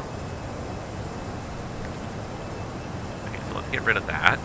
And let's do this. Instead, let's say I'm sitting in Vancouver with my A321 and I want to go somewhere. Hey, look, here are all the flights out of Vancouver with A321, starting with the Air Canada ones here, going to Ottawa, Toronto, Calgary, LAX, Rouge, days of the week they fly on, the estimated time en route. Transat as well is the only other one that seems to fly a 321, at least as far as the scheduled database. I imagine this database is a little bit dated because everything, obviously, right now, COVID is shut everything down for the most part. So this must be archived from some previous database, but nevertheless, pretty neat way to search for stuff. I like that you can just put an origin and an airplane type, and you don't specify the destination, and it'll give you flight numbers. That's a really neat. This search is a little more flexible. So even this, I think, is a little better than Project Fly. And I haven't even finished describing this yet, because there's a few more neatness that this will do. So right down here in the corner, you may have noticed this, apparently didn't. really quickly. METARs and TAFs. Looks like we're kind of getting into some weather here, but you want the METAR for MMPR? There it is. You want the TAF for MMPR? There it is. Just like that. Really neat. Really simple, quick weather lookup available there for you. Just get a little rocky here. We may just throw a little seatbelt on. There we go. Alright. And, yeah, so that was, so METARs and TAFs. Really quickly, really easy. Don't have to dig at all. It's right here on the main screen. Last but not least, there are some slide-out windows here at the bottom. So I don't know if you noticed these, but there's 3 slide-out windows here. FlightAware, boom, web browser. Just pulls in just a basic web browser, and so I could, again, search for the flight that I'm interested in. This is, I've already done this today, and it's quite old, over 4 weeks ago, but you can search for it really quickly here. And it seems to, no, it doesn't screen out ads. There's some ads. Okay. I was going to say, I thought it screened out ads. It's okay. Navigraph. Your Navigraph charts can be right there. ActiveSky. You have ActiveSky on your computer, you want to control it remotely. So there's a bunch of slide-out web pages that you can have here really quickly. The nice thing is you can customize this list with this little icon right here. You can have, there's a limit. Looks like you got a limit of 8, but you can have 8 different tabs that you can just slide out really easily for common things that you may want to use from your sim or within your sim. So FlightAware, Navigraph, ActiveSky. I don't even really use ActiveSky's web interface too much, but Navigraph obviously use a lot, and FlightAware I use quite a bit for looking up gates and stuff like that. So any website I could even put SimBrief here really easily, and I could have the SimBrief website located within this. So just type in the title, SimBrief, and just type it in. I'm assuming it's an S. Okay, now we've got SimBrief. There it is. I'd have to put in my login information and everything else, but there it is, just a little very quick and dirty built-in web browser right within your SimToolKitPro. So everything you kind of need to have access to while you're flying here in one simple program that's running on your computer. And that's kind of one thing that I do like about it too, is that it combines a couple of different programs that I have running at the same time into one program, hopefully reducing a little bit of the processor overhead. That's a flight tracker, which I have Project Fly before running as a flight tracker as well, but it's also my streaming software too. So instead of having 2 different programs running to provide my streaming overlay and my flight tracking, I now have one piece of software running, hopefully using up less processor power. That being said, the one thing I did notice is that the live map does tend to churn up a fair bit of processor power. Not a lot, but like about 5% of my processor power, which is not a ton, but when you're running a sim, you kind of want to squeeze as much juice out of it as you can. So that's the only downside to it, is it is a little bit processor intensive, but I find as long as you minimize it and you don't keep that live map up, it doesn't use too much when it's not kind of actively being looked at, especially the live maps not actively being looked at. So there you go. That, in a nutshell, is SimToolKitPro version 0.5.71. It is a fantastic piece of software, guys. It's really straightforward, really easy to use, tons and tons of features located within it, which is part of what makes it a really powerful piece of software. It's why I really like it. So I highly encourage you guys to give it a try. Don't overwhelm this guy too much, but the guy who runs it, I want to say his name is Dan, I'm not 100% sure, but he has a Discord server. You can see a little icon up here in the corner. You can click on it, you can get into his Discord server. You can make suggestions and bug reports and everything directly there. It sounds, from what I've read, it feels like it's almost like a one-man show at this point, so please don't hassle him too much. But show him your support. If you like what you see, donate a little bit of money to help support him, because I think he's got a real winner on his hands here. This is everything I'm looking for in a flight tracker in one place, and so much more in one place, one piece of software, which is great, because as a streamer, sometimes I have too much stuff running on my computer at the same time. I really do. And anything I can do to maybe cut down on the number of programs running simultaneously, if I can get a program that's doing double, triple duty, that in the long run will probably be a big help to me. So there you go, guys. SimToolKitPro. Check it out. Just do a web search for it. You'll find it. It's not very hard to find out there, and it's a really useful piece of software. Now, the other thing I just wanted to have a brief chat about, but it was funny because I've just popped through my inbox this morning, and it made me kind of laugh. Was the price of add-ons. And anyone who's pays much attention to the news, Flight Sim World, knows probably exactly what I'm talking about.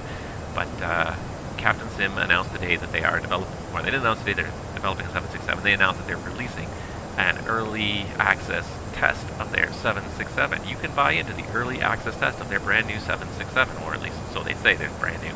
That's up for debate. For a mere $100 US on sale. And that just blows my mind.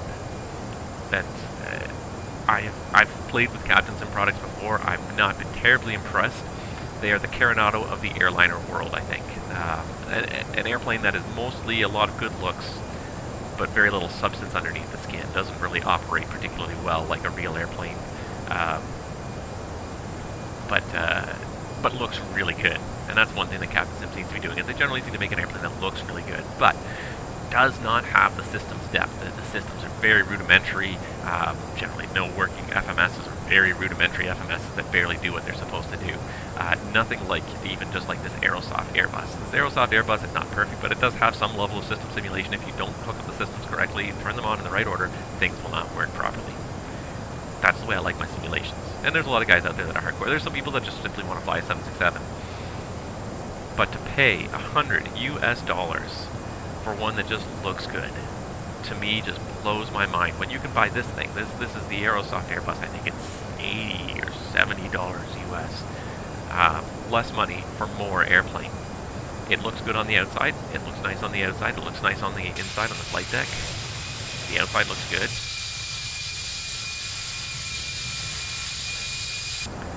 The inside looks good. The flight deck looks good on the inside. But it also has the systems knowledge, and it costs less. So I find it a little hilarious and a little sad that Captain Sim thinks that they can charge $100 US for an airplane that, from all we can tell, does not have good systems capability in it. Now, it's possible, and I will acknowledge it's possible that I'm wrong, and that maybe they finally have started modeling high-end systems, but for $100, you expect to get an extremely high-end add-on. You expect something that is going to provide a good level of systems depth behind it. Maybe not perfect, maybe not totally PMDG, but for crying out loud, PMDG only charges $100 for their 737, which is, on all accounts, the ultimate model of the 737 out there right now. Maybe Zibo, okay, but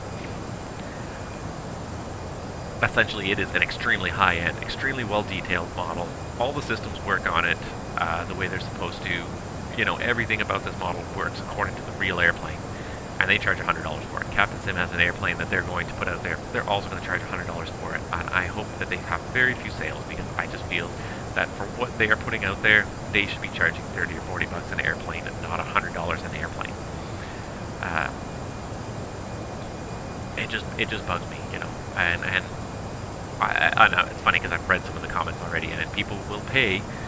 First of all, people will pay whatever to get the airplane that they want, and that's one problem. Is that the 767 has been underrepresented in flight simulation for a long time. There hasn't been a good one since Level D, which was, 10 years ago, maybe more. So there is a big gap in the market, and Captain Sim just saw it and walked right in and said, well, you know what, we're the only ones in this market, we're going to charge $100 for it, people will pay it. And you know what, probably some people will at the end of the day. You know, at the end of the day, somebody will probably pay that money for it. And I will not stop them. I will not tell them they're wrong if they really want that airplane. But as far as value goes, you have to admit that it's a pretty poor value proposition if you're into flying much at all, in a realistic sense, anyways.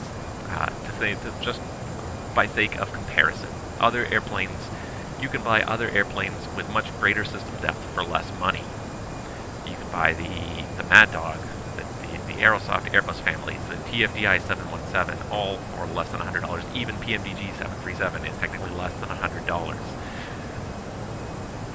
Basically, it's about the same price. But you can buy a number of add-ons with the Majestic Dash 8, less than $100 US, for higher quality add-ons. So in terms of the value that you're getting compared to other things that are out there, I feel like Captain Sim is not bringing anything to the value equation, unfortunately.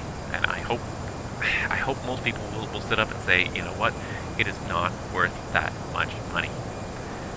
And they do have pretty regular sales. Hopefully their sale, when they do have their sale, it will go down to the $25 that they tend to sell everything for. When they reach that point, guys, maybe it'll be worth it for that much money. But please don't give them $100 for that airplane, because it will just encourage them to keep on doing it. And I just don't think that they have put enough effort into it to warrant $100 per person who decides they want that airplane. Yes, everyone wants a 767. I will grant that. I want to see a 767. I think it'd be great to see a really high quality 767. I really do. But at the same time, you know, developers will put that stuff out there. They'll see it. They'll feel the market. They'll, you know, if it doesn't sell for $100, they might drop the price to 80 in another 6 months, 3 months, even if it doesn't sell, or 70 or 60. The best thing most people can do when they feel like they're being ripped off is vote with your money. Don't give them the money. Don't spend money on something that is not worth it. I spent a fair bit of money on a fair number of different things here, and there have been a few that I've regretted in this simulation. The scenery that perhaps was not as good as originally seemed. There have been those occasions. I will acknowledge that there have been certain scenery that I've been disappointed with, and I felt were not worth the money I had spent on them. Generally, they were few and far between. I think most developers put a pretty good value benefits relationship out there, but there are a couple, and there have been a couple, and I'm disappointed. I've moved on. I've noted those developers. I've tended to avoid those developers thereafter. But that's the best thing you can do. Just vote with your money. If they do not make enough money off their product, then they will do one of two things. They will either stop developing, they'll either try to bring a better product to market that's more worth the money, or they will drop the price. And that's the best thing we can all do, is vote with our dollars. So I know there's probably a few people out there who really want the 767 desperately, will go out and get it anyways. I'm not trying to stop you and say it's a bad thing for you to go and do it, but I just ask you to consider the value of what you're getting for your money. And by spending that money, giving that developer that money, you have said that yes, you believe that product is worth that much. Do you really honestly believe it's worth that much? If you do, then fine, spend the money. But the more people who do say that, then the developer will continue to charge. CaptNabs has been on a very steady upward trajectory with their prices, more so than I think even PMDG as of late. Slowly marching their prices upwards, seeing what the market will bear, and people must be spending their money on it because they keep on going up with every add-on. They keep on going further and further up in price. So please vote wisely with your dollars. Don't waste them on things that you may or may not think are worthwhile. Check out reviews. Make sure you educate yourself before you spend your money, because that's the best way we can encourage developers to do their best. And I have no problem paying a developer who's done a good job on something. I wish sometimes that they were a little less expensive than they are, but I don't feel bad about supporting a developer who's put in the time and effort and has produced a product that is worth the money they're asking me to spend on it. Anyways, end rant about prices of software development. Hi. So we are a good, let's see, how far are we into this now? We're about 2 hours into the stream here. We're about an hour airborne here, a little bit more than an hour airborne. I think we're going to step away now for a little while, guys. I hope you've been enjoying this stream. I hope I've managed to say some things that have helped you out. I'm going to step away for now, about an hour or so, hour or two now, and I'm going to probably come back at about, we're going to aim at about 2300, so about a little over an hour before landing. I'm going to aim to come back here, guys, so stick with me, guys. You can keep watching the stream. I'm going to have the nice external shots on here for a while, but I'm going to step away for a little bit, get something to eat, get something to drink, get some stuff done around the house. But I will be back to finish off the stream for the landing in Puerto Vallarta. It's going to be a beautiful time there, so I hope I'll see you guys all there when we get there. Thanks so much for watching, and stick with me.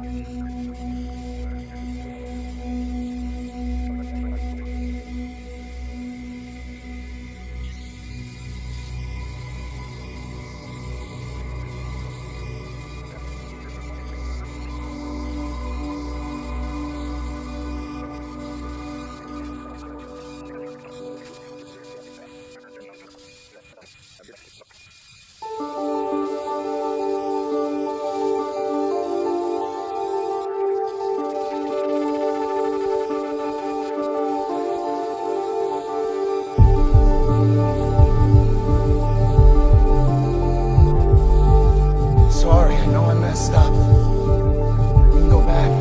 I can go back. It's alright. You'll never be alone again. You're with me now. You're with me. I have such wonderful, wonderful things to show you. I see those eyes in my isolation, dividing lines drawn across the gray. Feel the driving winds coming over us.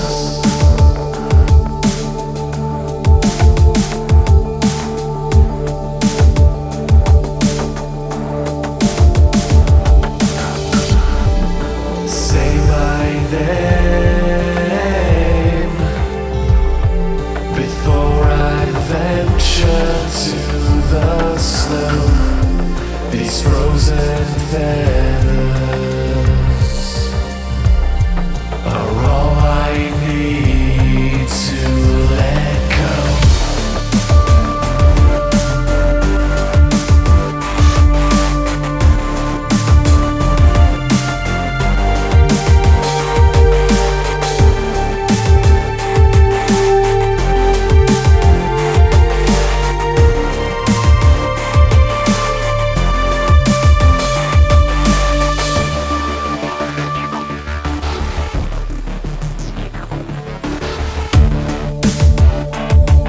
To be this close, to stand so far,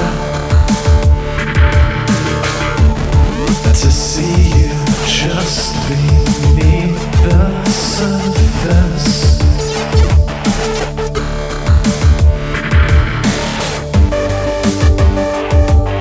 To keep the faith alive.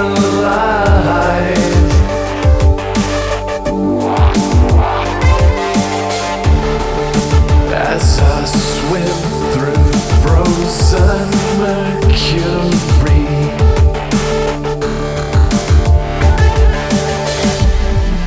say my name before I venture to the snow. These frozen feathers are all I need to let go.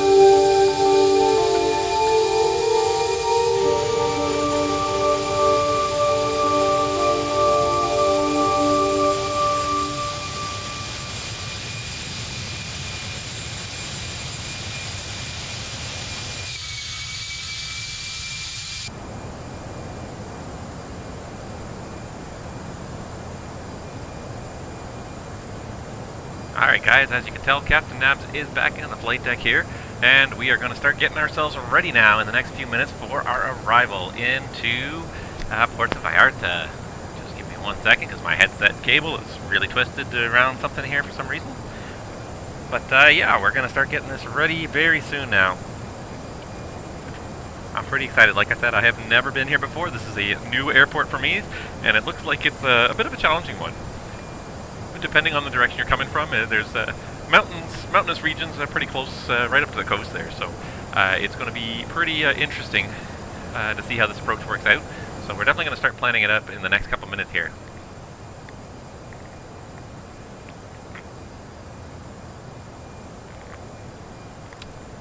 But we did enjoy a nice hearty dinner from our cabin crew, so thank you very much to our cabin crew for providing that. Appreciate it.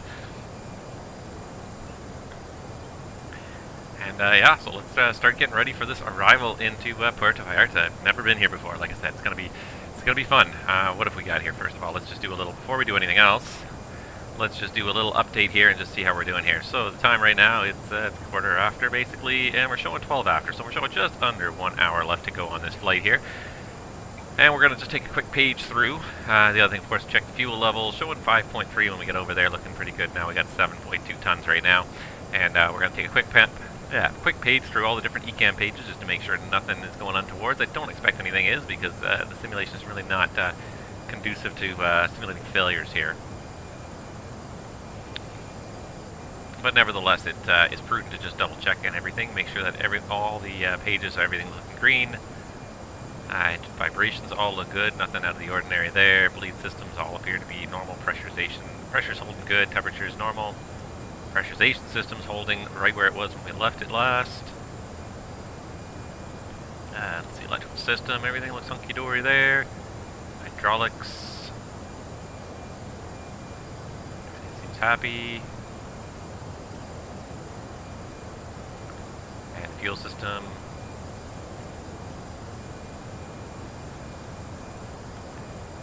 Alright, fuel system, we got C59, yeah, so 11, almost 12,000 used with 7,000 left. Yeah, that adds up, that math checks out.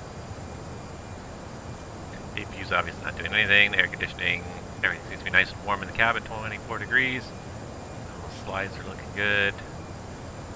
Brakes are nice and chilly from sitting out there, blowing in the wind all this time. And flight controls, not much happening there. Alright, looks good. Alright, so back to our normal ECAM status page there for the cruise, and we can start thinking about our arrival. So we can go ahead and ask VATSIM what the weather's doing, or we could use up my nice little tool, SimToolKitPro here, and just have a quick look at the METAR from 2143. Now this is a bit dated, so I'm going to... Yeah, 2143 is the latest it seems to want to bring in. Let's just check the VATSIM network and see if they say the same thing.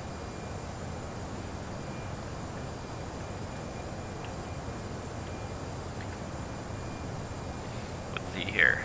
We've got 2981, 2240. There was one at 2240. I guess it just hasn't percolated through the other system here. So 2240. The wind's 230 at 10.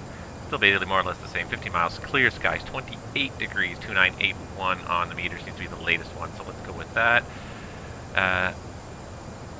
So we're just going to go ahead and set it here, 2981, and we'll switch it back to standard. Alright, and we're going to start getting ourselves ready for this arrival. Now, 20, I believe, is one of the runways here. Before I do anything else, I'm just going to do a tiny bit of housekeeping here. That's what I'm trying to do here. I'm trying to do that. Okay. I'm going to keep these Toronto charts, not the departure, but the Toronto apron stuff is useful to have. We can remove the departures. We can remove the Vancouver stuff, because we definitely won't be needing that again. Unfortunately, that was the one and only time in this month's schedule anyways we're ever visiting Vancouver. Pity, because I like the guys in Vancouver. They got some nice ATC, some great scenery there, beautiful scenery, but unfortunately it's just not coming up on my schedule anytime soon, so we'll just have to move past it. So we'll remove the stuff that's not... Oh, I'm searching in the wrong place. Alright, so... Come on, there's the keyboard. Sometimes the keyboard doesn't want to come up on the first click, sometimes you have to click it 2 or 3 times. Here we go. MMPR, Puerto Vallarta. Here's the limit for the TMA speed. Restrictions within Mexico airspace.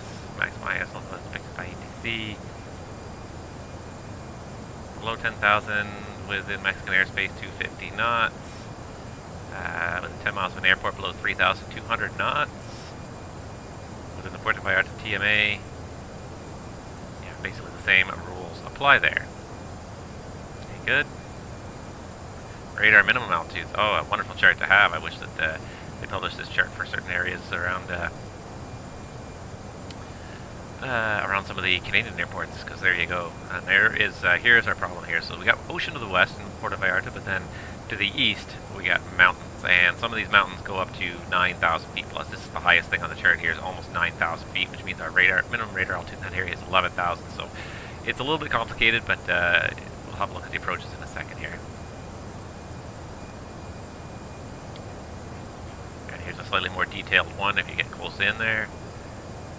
I guess we're going to be self-vectoring, so we are going to have to probably take advantage of that, so maybe I will. It really doesn't hurt me to add a couple of these to my clip. Alright, and are we on an arrival today? I believe we were. Flight plan. I'm pretty sure we had a an arrival on our flight plan here. Let's just have a look. Yeah, the Obrug 1 Bravo arrival. So let's see what that has to say here. Give me a second. Yeah, okay, yeah, no, that's good.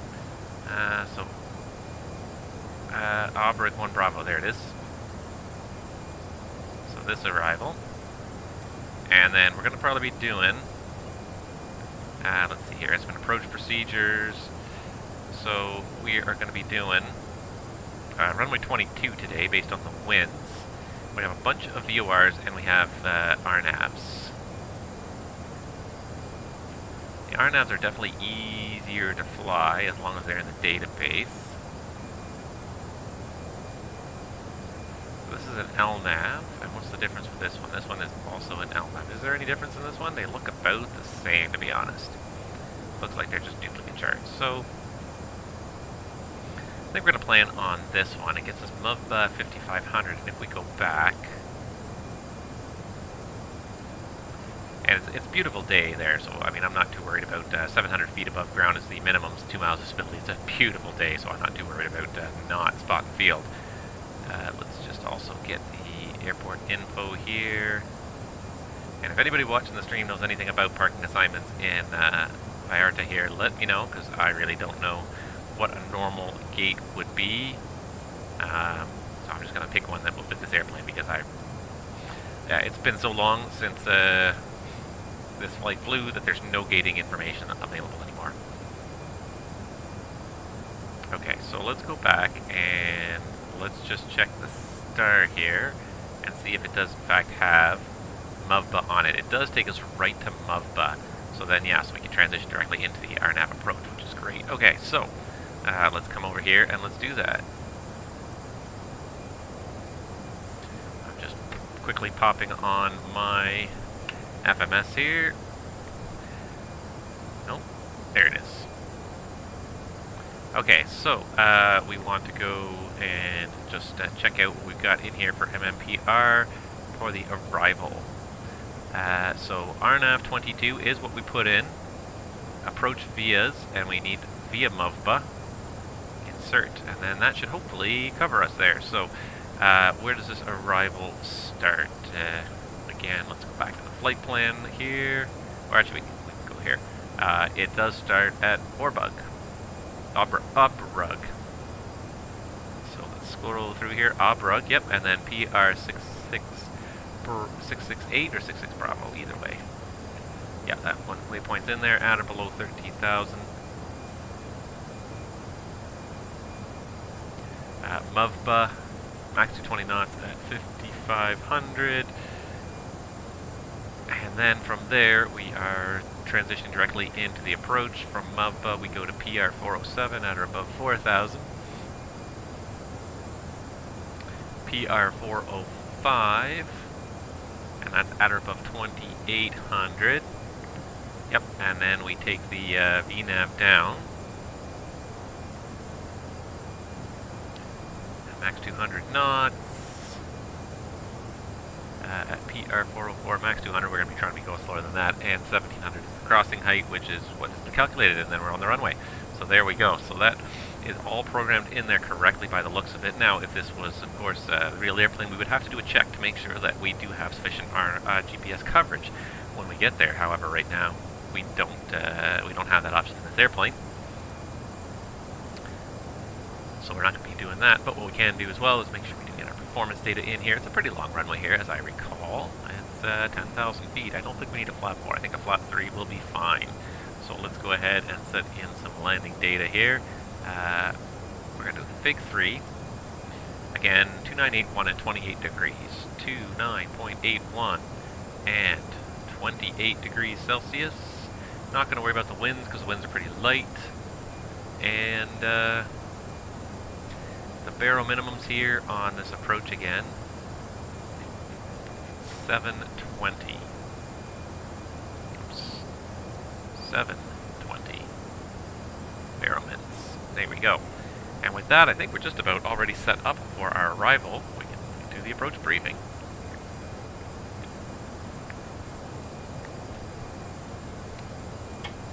Alright, let's see here.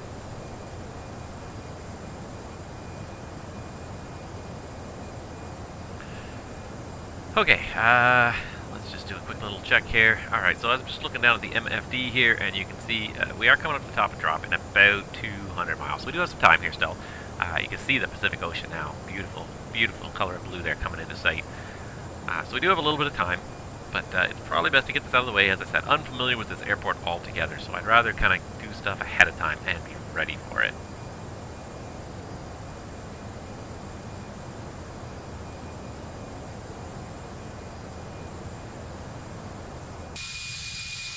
Still a nice airplane from the outside. Like it a lot.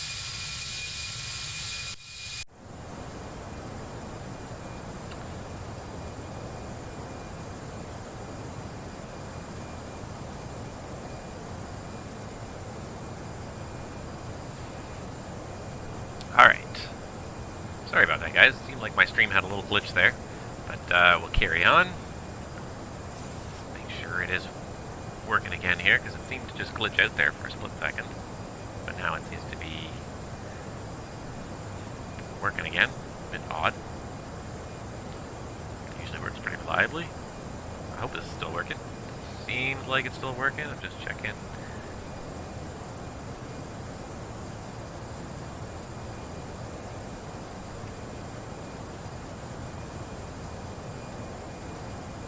Yeah, there we go. Okay, I think it's working again, guys. Sorry about that. Seemed like it sort of went a little wonky there for a second, but I think it's good now. Okay, so where was I? Yeah, so we're going to do the approach briefing now. So let's ask him if he's ready. Are you ready for the approach briefing? Ready. Alright, Mr. FS2 crew is ready. Okay, so I'm going to pull this up here. I'm going to pull this up here, and then we got everything kind of in front of us that we need here.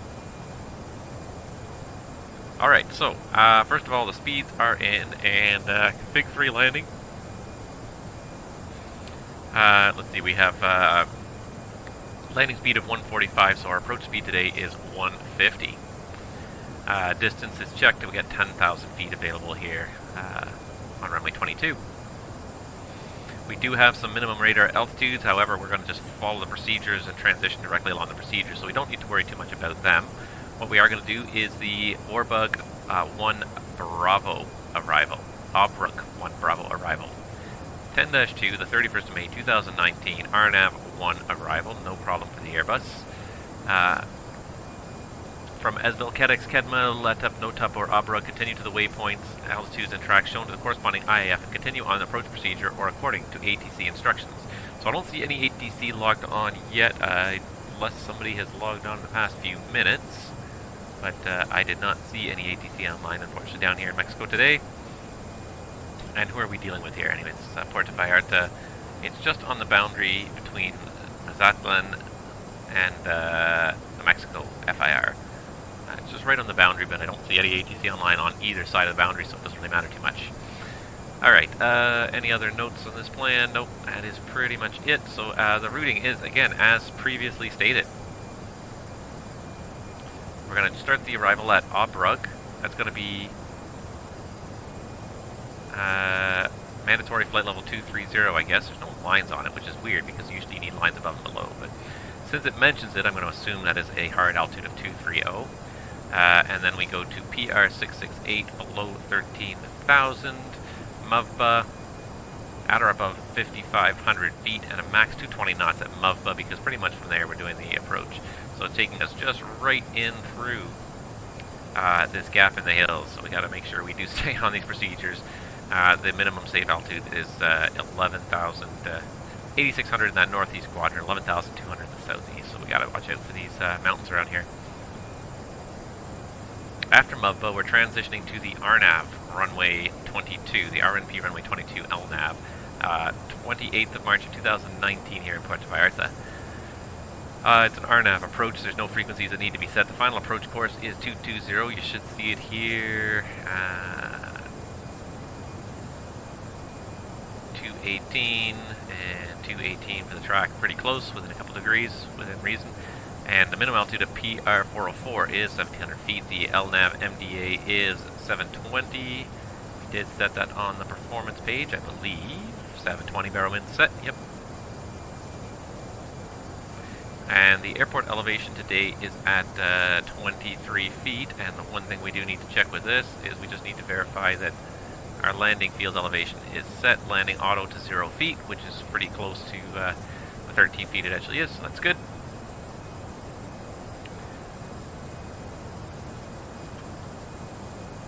Scroll back down to this. Okay. In the event of a missed approach, it's climb on runway track to PR557 at a max 200 knots and proceed on the missed approach to Vimso and hold at 6,000. So after the runway, it is PR557 and Vimso at 6,000. Altitude is in altimeter settings in millibars normally, inches on request. However, the METAR seem to give it in inches, so we've set that. Either way. Runway elevation 1 millibar.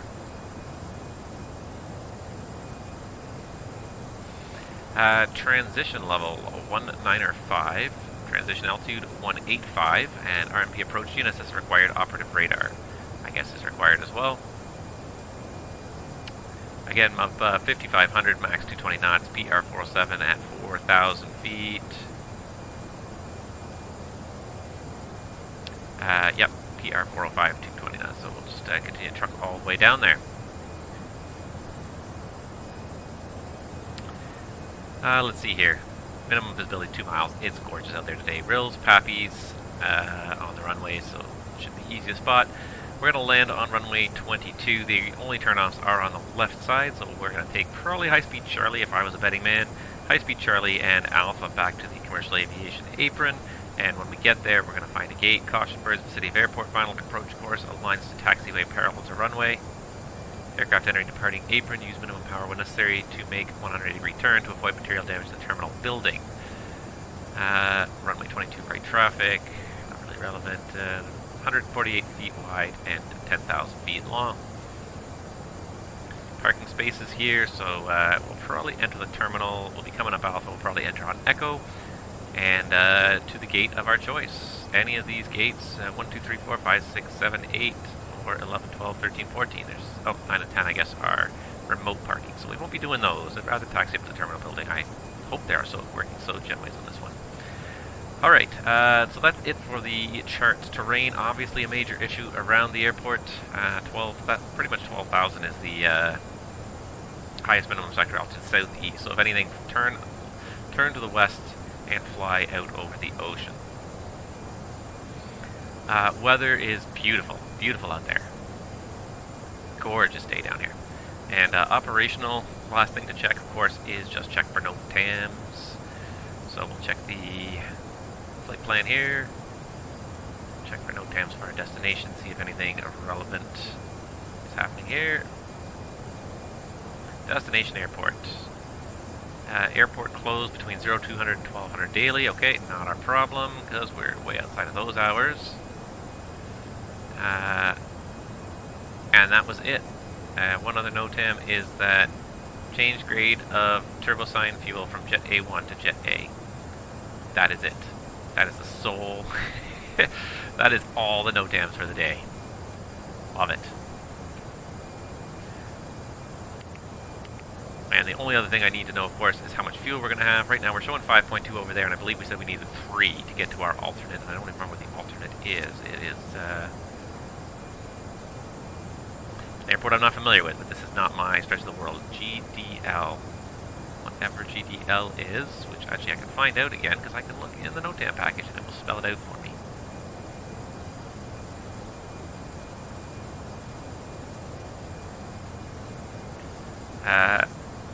Miguel Hidalgo y Costilla. International. I'm not very good at pronunciations. Okay. There's a bunch of NOTAMs here. MMGL. So what we should do is quickly send off an ACARS to get the latest MMGL weather to make sure it's holding nicely as an alternate. 33 degrees. A little gusty winds, but otherwise clear skies, which is great. Yeah, we have at least almost two tons of extra fuel, so we could probably hold for 30 to 40 minutes without having to worry about going to our alternate. And that's it. Do you have any questions? Do you have any questions? Okay, that's checked, and no questions. Alright. So that's it. We're just about there. What a beautiful stretch of coastline here. We basically just tracked this coastline for the next 200 miles and we're there.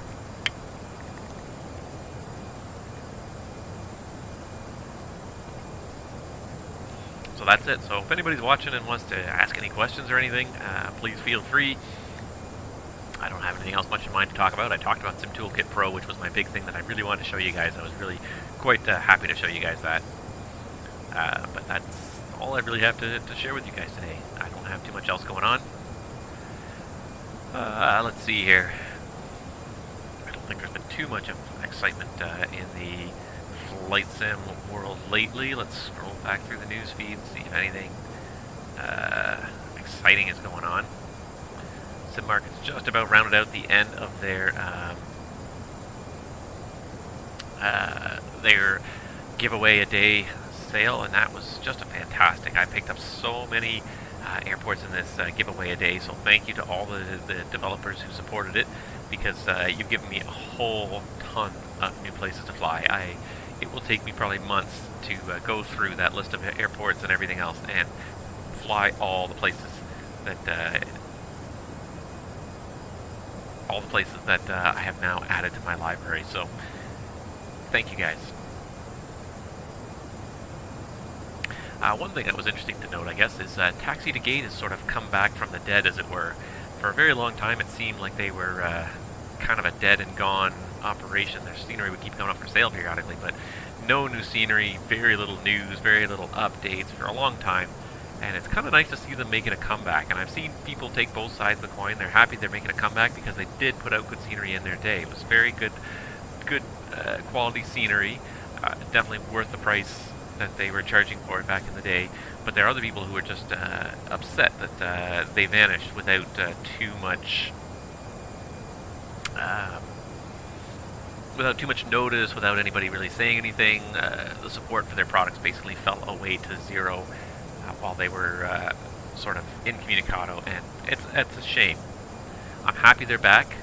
It would be nice if they gave just sort of a brief explanation as to what happened. And I know real life gets in the way, and I would accept that. But you know, we had personal issues come up; those have been handled, and we're back at it now. Because the trouble is, like right now, they have a reputation for unfortunately not supporting their products for the last couple of years, and then that becomes a bit of a problem, because you have to build a little bit of trust, a little bit of faith with your customers. Again, this is a dedicated group of customers that you're dealing with in this industry, in this hobby. And if you cross them and you let them down, they don't easily forget it. You know, and it also depends on how you play it as well, though.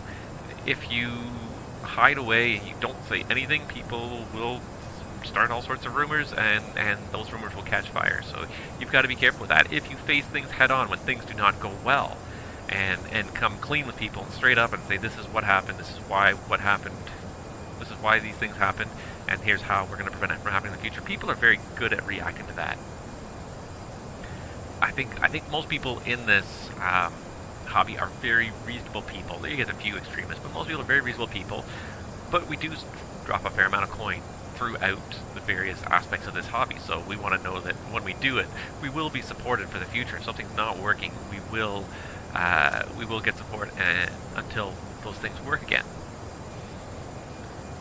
So when something goes wrong, and badly wrong, either because the support falls off completely, or, you know, I'm trying to think, I was reading not too long ago about Orbex and their fiasco with PayPal, and how for years they didn't accept PayPal because PayPal created a huge fiasco for them, and they, you know, it created a huge fiasco for their customers, but Orbex, I will say, came pretty clean on it and said, this is what's happening right now.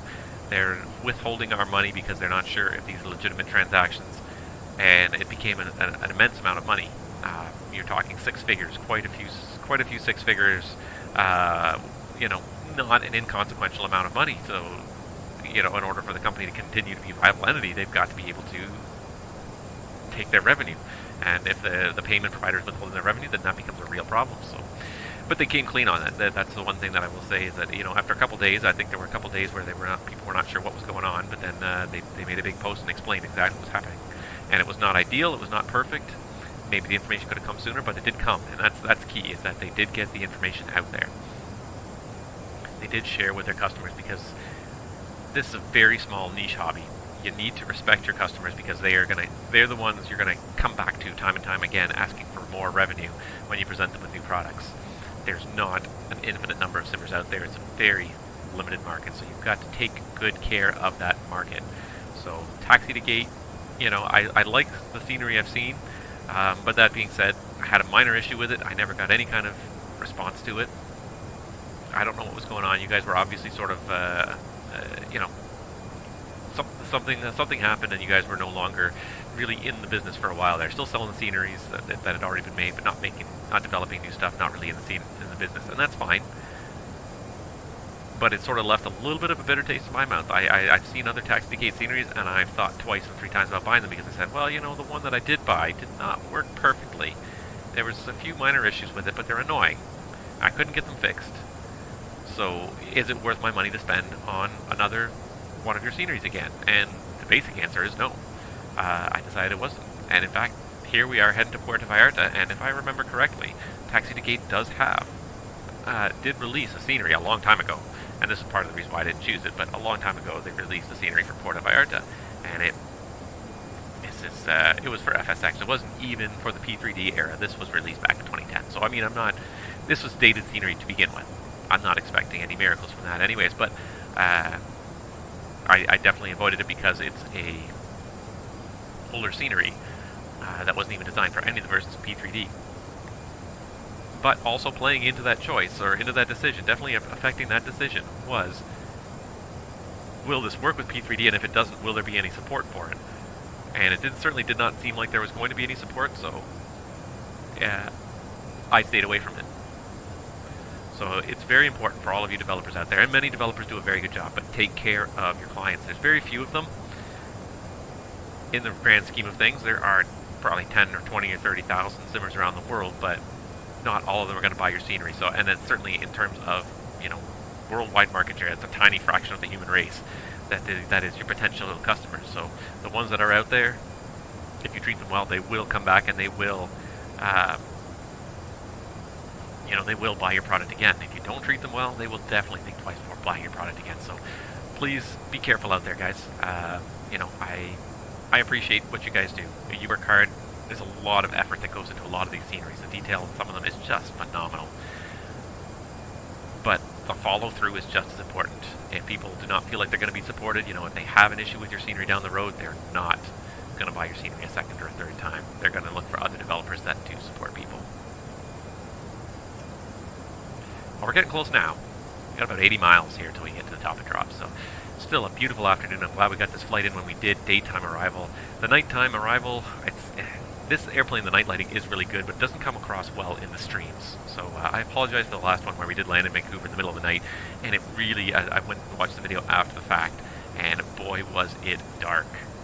I did not realize, because it looks a little lighter on the screen, and even in my stream output it looks a little lighter, but when you start looking at it in the video that's recorded and saved, it is really quite dark. It's almost black and nothing much is going on. So I will definitely have to try and throw on filters, gamma filters, every single time I do a night flight from now on, to try and up that night lighting a little bit and make it so you see at least something, and it's not just me droning on over a black screen. Believe me, I can see much more on my screen than comes across in the videos, but what's the point of streaming if you guys can't see anything, right?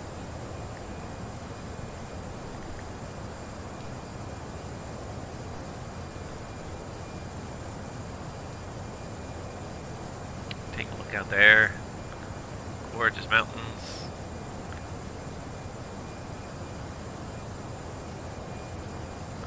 And I'm assuming that Mexico is part of the land class North America? I think. I don't even know. I would assume so, but some places associate Central America with South America, not North America. So I wonder now. Now I'm curious. See if I can find some information.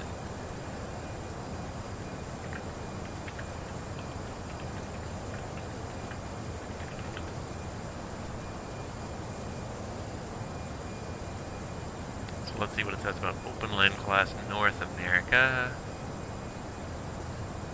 With Orbex, you can navigate to explore the vast and beautiful area of North and Central America. Okay, so it includes Central America. So this is Open Land Class North America also out the window here, which I gotta say, it does look really good. You can see the little roads spiraling up into the mountains there.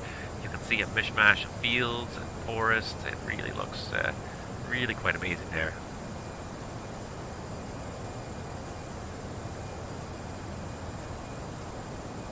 How are we doing here? So we're about 60 miles from top of descent here.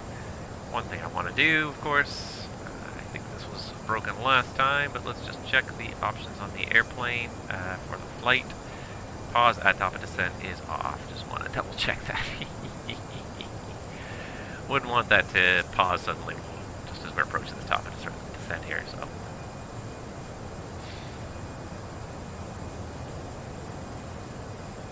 Alright, so we're almost there. Let's just check it out on the live map here again too, just for sake of interest.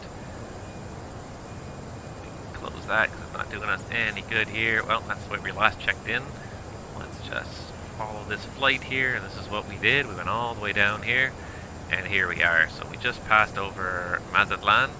I don't know if I'm saying that correctly at all, and my apologies if I'm not.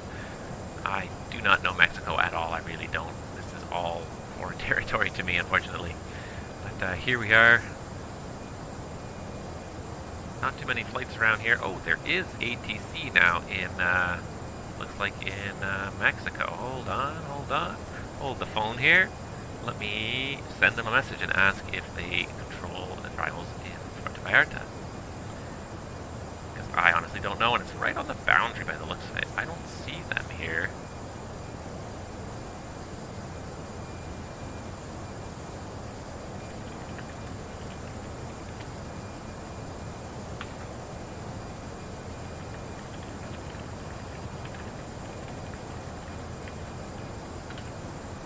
Let's see, we might actually have some ATC for the arrival. Send him a quick message, see what he says. That would be awesome. That would be a really good...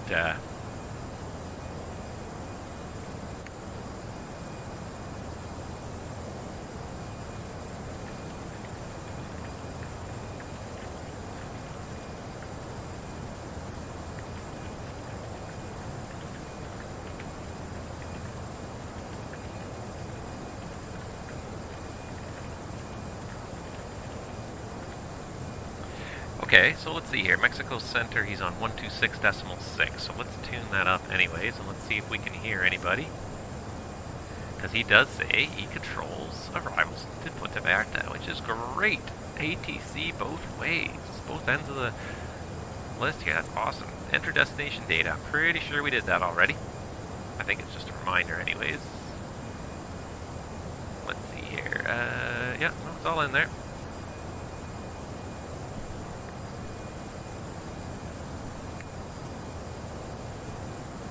Okay, 40 miles. He says call him 40 miles away. Okay, so we'll do. So that'll put us right around, where's my charts here?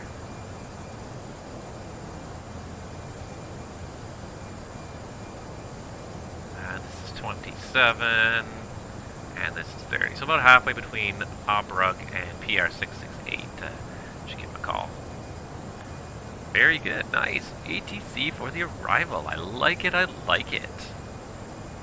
Very good. Okay, wow.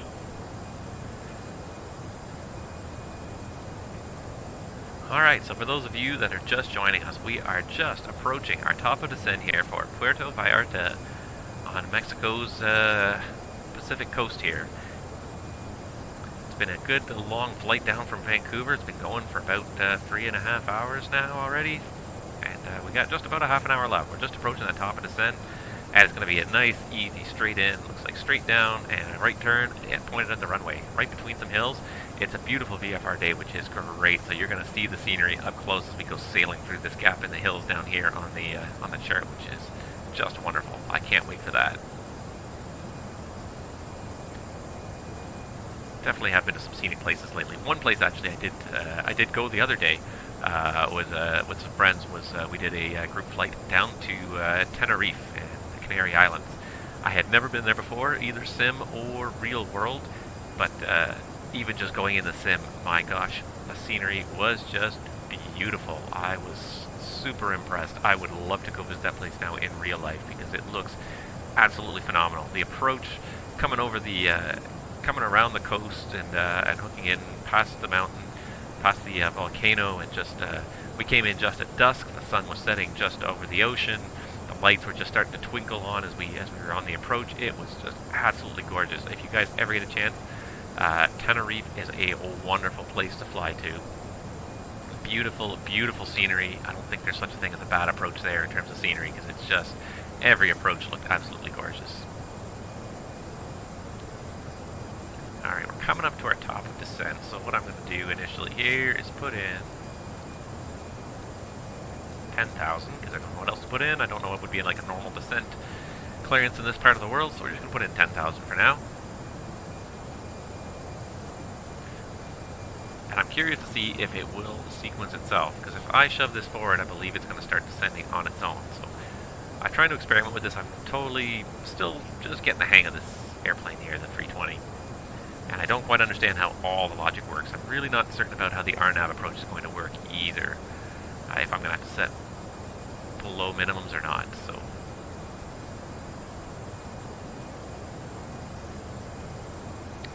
I'm curious to see how smart this airplane is. I'm going to experiment with it a little bit today because I don't think I have done a single RNAV approach yet in this airplane. I don't think. Maybe I have.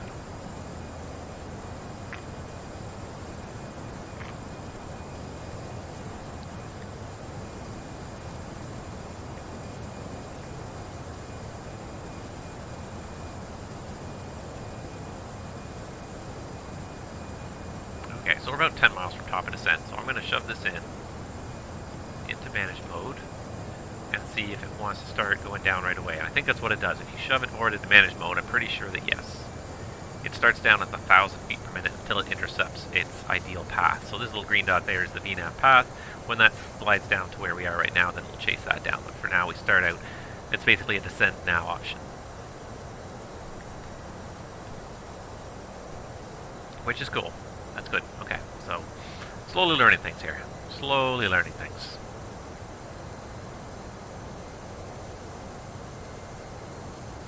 Do I see Mexico Center yet? No. 40 miles. He must have a pretty low range on for me not to be able to see him yet. So about another 40 or 50 miles he wants me to call him.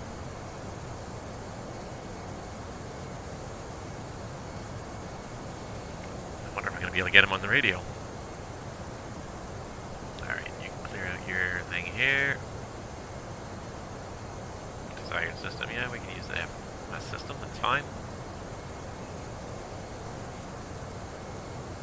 Oh, here comes that green dot, so there's your VNAV profile. As we intercept it, you're going to see the descent rate increase, and it's going to chase and stick with that green dot all the way down. That's the ideal descent profile right there. Boy, those engines just come back to idle, which is the most efficient forward descent. There's our top of descent. Way back there. Or at least our lesser descent.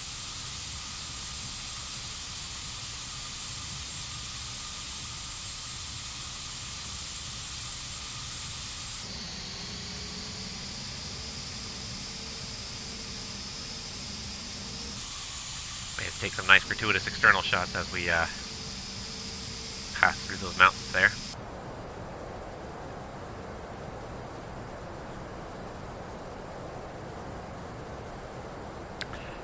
Alright, but there we go, in the descent. We're almost there. Another leg of a pilot's life almost done, and I'm kind of looking forward to this because I'm going to get paid a lot this month. Volaris 710, Centro Mérida no está en línea, monitoree Unicom 122.8, que tenga buen vuelo, hasta luego.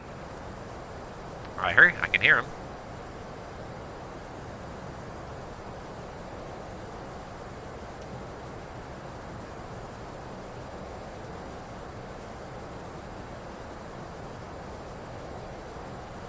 See, we're about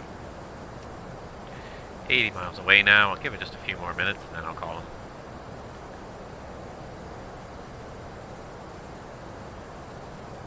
A little bit hazy down there, but still not terrible.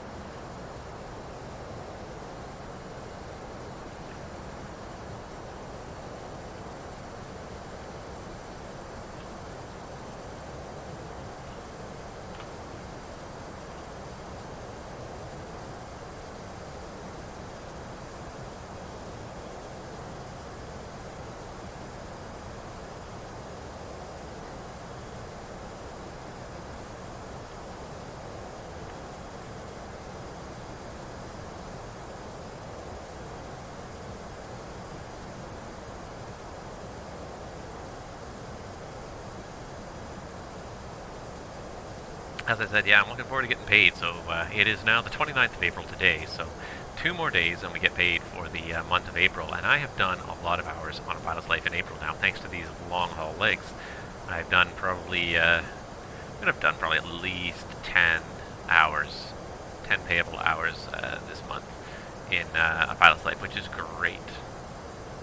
Just going to check something here. This is still on moving map mode. I got to take that off moving map mode because it does. I find the moving map does take a lot of processor power. So, but that's what we're gonna do. Orbrug PR668 Muppa, and then the approach is not drawn on you, but we're gonna make a little right turn there, go through there. We're gonna minimize this, so it minimizes its processor usage.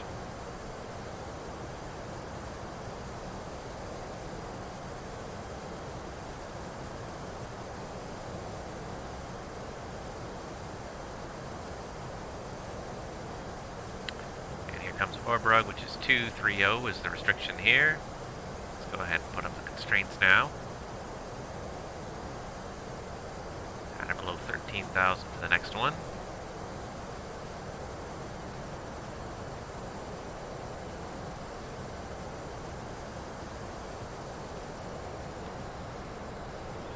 Yeah, so I probably have done at least 10 hours, so even though I'm not making a whole lot as an FO, only 15 bucks an hour, give or take, it's still going to be 150 bucks, which is enough to put give my bank balance a certain boost anyways, and probably the next month is going to be even better because I'm probably going to have at least 4 different legs of probably, well, 1 leg of 4 hours, and then it's an Amsterdam turn.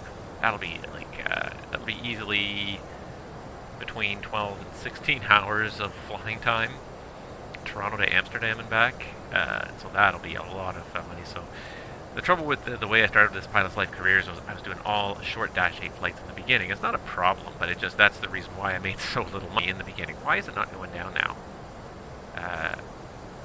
It looks like the path is way down there. Oh, it's slowing down for the next restriction. That's why, okay. It's well above the path, but it's because it's trying to make it to a lower speed, which I don't really know why it's trying to make it to a lower speed. So let's bring the speed back up again. We don't need to slow down for this.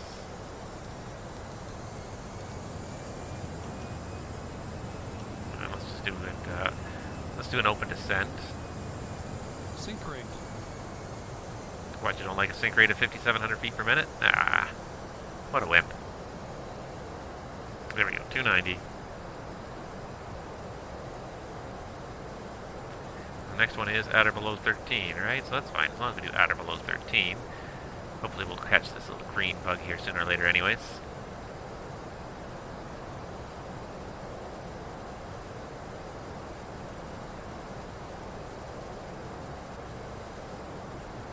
It's weird that it just had kind of stopped there for a minute, I guess.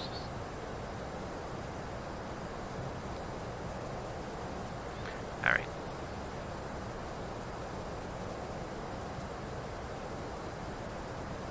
And so what's he called? He's called Mexico Center? Yeah. Mexico Center, good evening. Transat 118, flight level 196 for Puerto Vallarta. Air Transat 118, Mexico Center, good evening. You're on radar contact, continue descending via Brooke 1 Bravo arrival, expect RMP runway 22, altimeter 2981. Okay, continue to descend via the Brig 1 Bravo arrival. Plan the RNP runway 22 2981, Transat 118. Correct. Alright, so 5,500 feet at... Oops, that's not what I meant to do.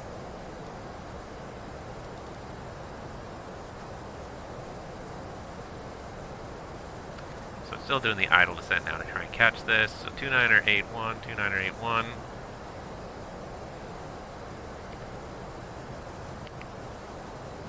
Two 981 set. 2981 cross-checked, passing 17,000. Checked. No, TNTA is on. Landing flat 3, yeah, that's fine. You just seem to be a little bit,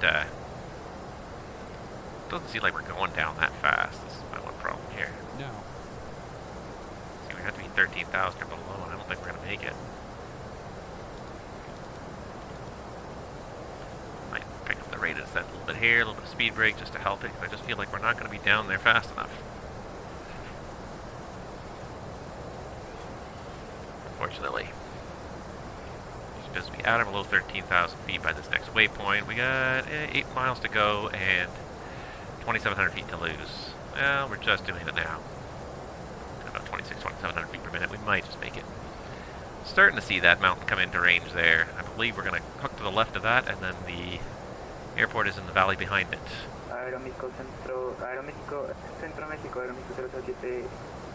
Well, there's the managed descent, so let's go ahead and get it back in there. Speed brake's still out, sorry about that. You don't need to add that much power. Don't go overboard, because you're going to overshoot if you add too much power. Oi. There we go. So the next restriction is 220 knots in 30 miles. Aeroméxico 007 está en contacto radar al cruce de 11.700 pies. Continúe ascenso para nivel de vuelo 340 y continúe con la parte G5 Alfa. Now you start to see what we're going to do. So we're going to pass to the left of that mountain there. And then just past it, it's going to be a hard right turn and onto the ground.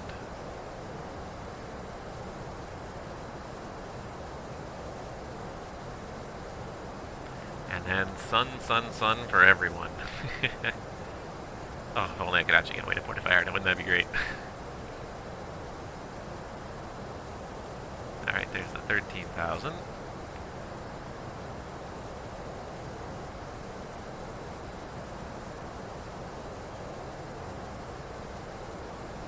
I probably want to have the terrain on the nav display for this arrival today. Good thing it looks like it's a very nice day out here. A little hazy. But I guess when you get 30-degree weather, it can be hazy sometimes.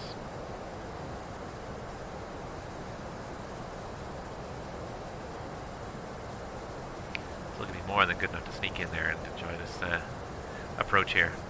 So I hope you guys are all tuning in now, because this is going to be an absolutely gorgeous approach here.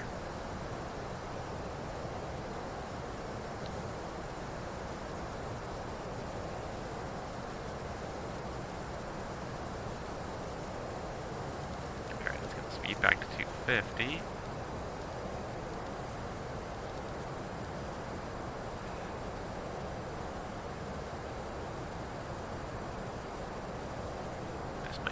brake to help out a little bit here.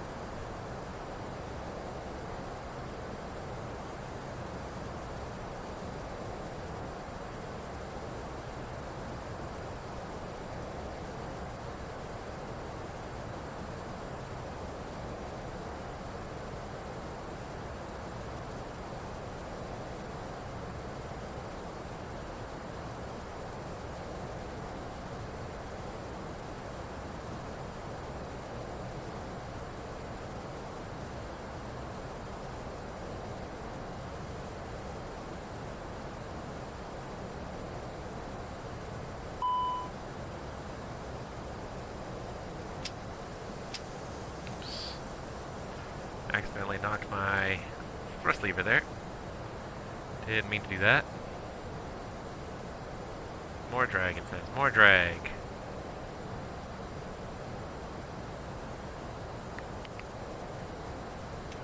$10,000. Approach checklist. Okay. Approach checklist. 118, you're clear to RMP arrival runway 22. Okay, cleared. RMP approach runway 22 for Transat 118. Repeat last. Okay. Approach checklist. Briefing. Complete. Confirmed. ECAM status. Checked. Seatbelts. On. Baro ref. 2981 set. 2981 set. MDA DH. 720 feet set. 720 feet set. Engine mode select. Norm. Alright, approach checklist is complete.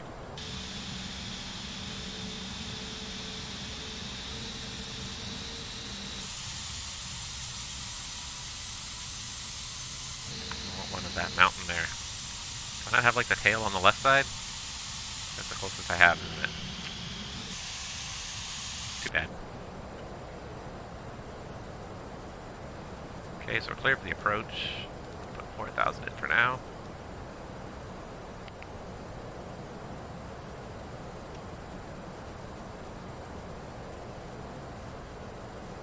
At Muvba.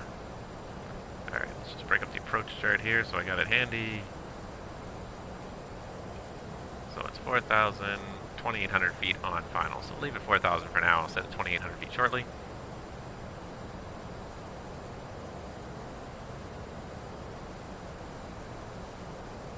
Speed brake is retracted. We're just a tiny bit high, but we're not really too high at the approach at all.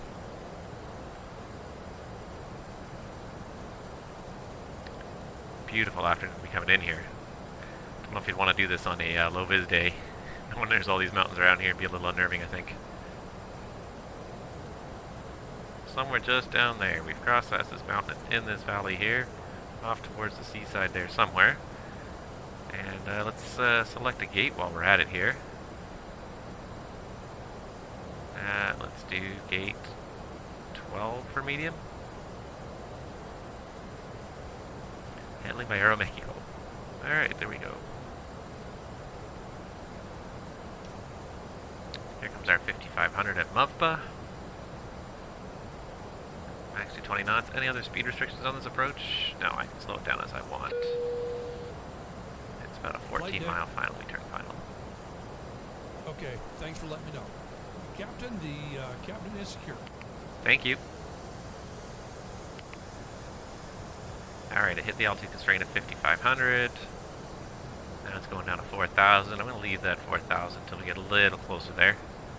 Well, she has been doing a good job of hitting all the altitude constraints so far. Perú 2522, pesado, muy buenas tardes. ¿Me confirma, despegó de Acapulco? 1,000 to go. Flaps 1.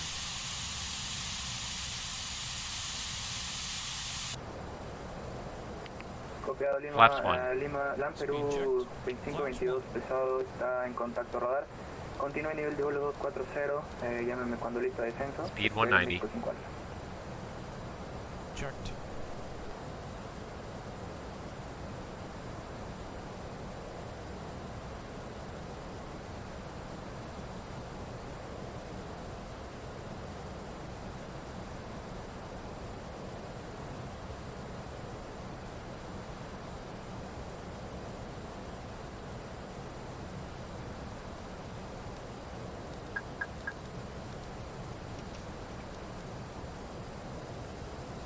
to set the next one, and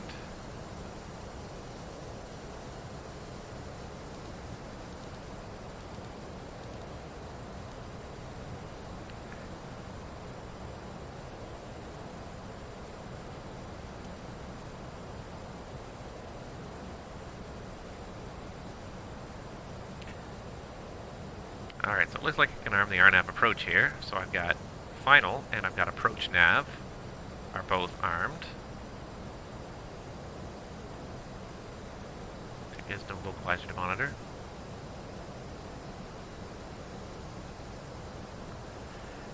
Transat 118, Come on. final radar services For some reason, it's been really slow loading things lately. I don't know why. 10, you're clear to land. Transat 118 clear to land, runway 22. Alright, we're cleared to land. Should be more or less straight ahead. It's just a little hazy out here, that's all. 2,500.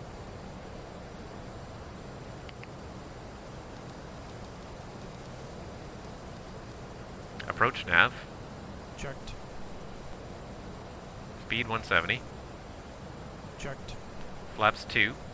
Speed checked. Flaps 2. Here we go. Runway in sight.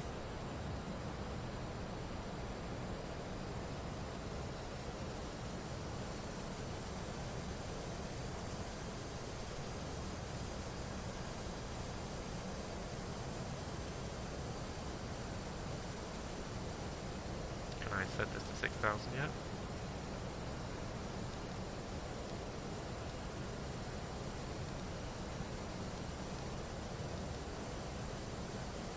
Alright, we'll take one risk here in a second and just try and set it.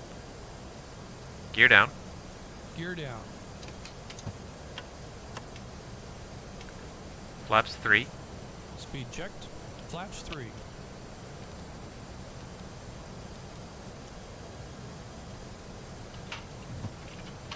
Cabin crew seats for landing.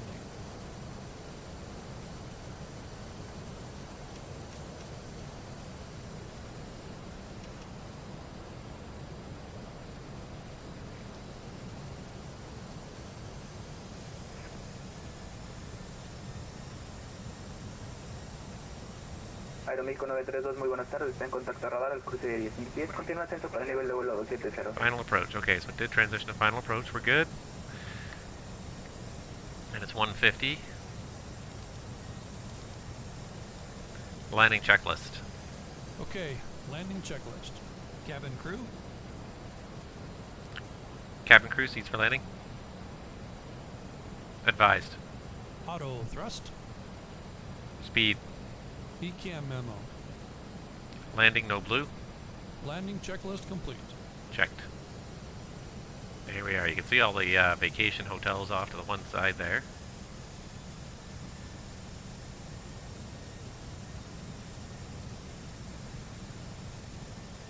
$1,000.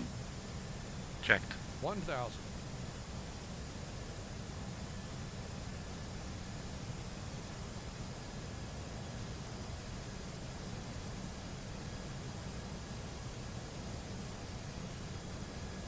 I just pop this out. 100 above. Checked.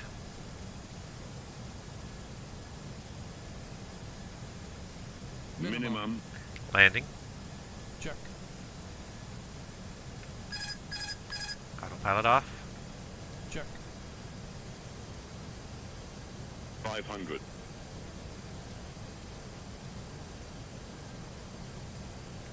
400.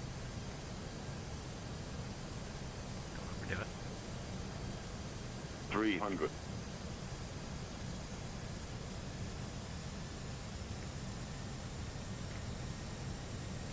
200.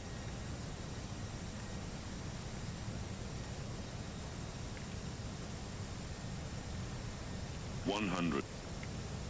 We're in trouble big time. 50. 40. 30.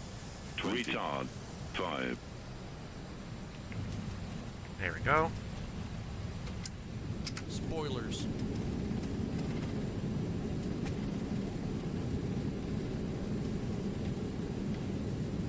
Reverse green. Air Transat 118, welcome to Puerto Vallarta International Airport. Exit to your left and you're cleared to taxi to terminal. Welcome. 70 knots. Okay, exit left, taxi to the terminal for Transat 118. Thank you very much. Have a great day. Have a good day.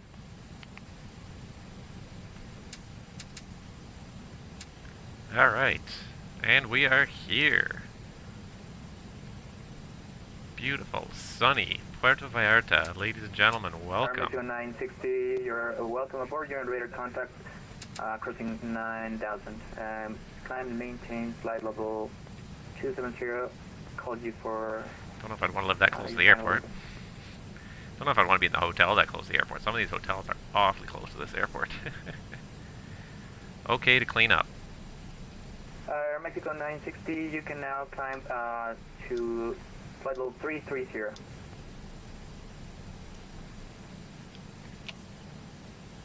Aeroméxico 932 puede continuar su ascenso a nivel vuelo 370.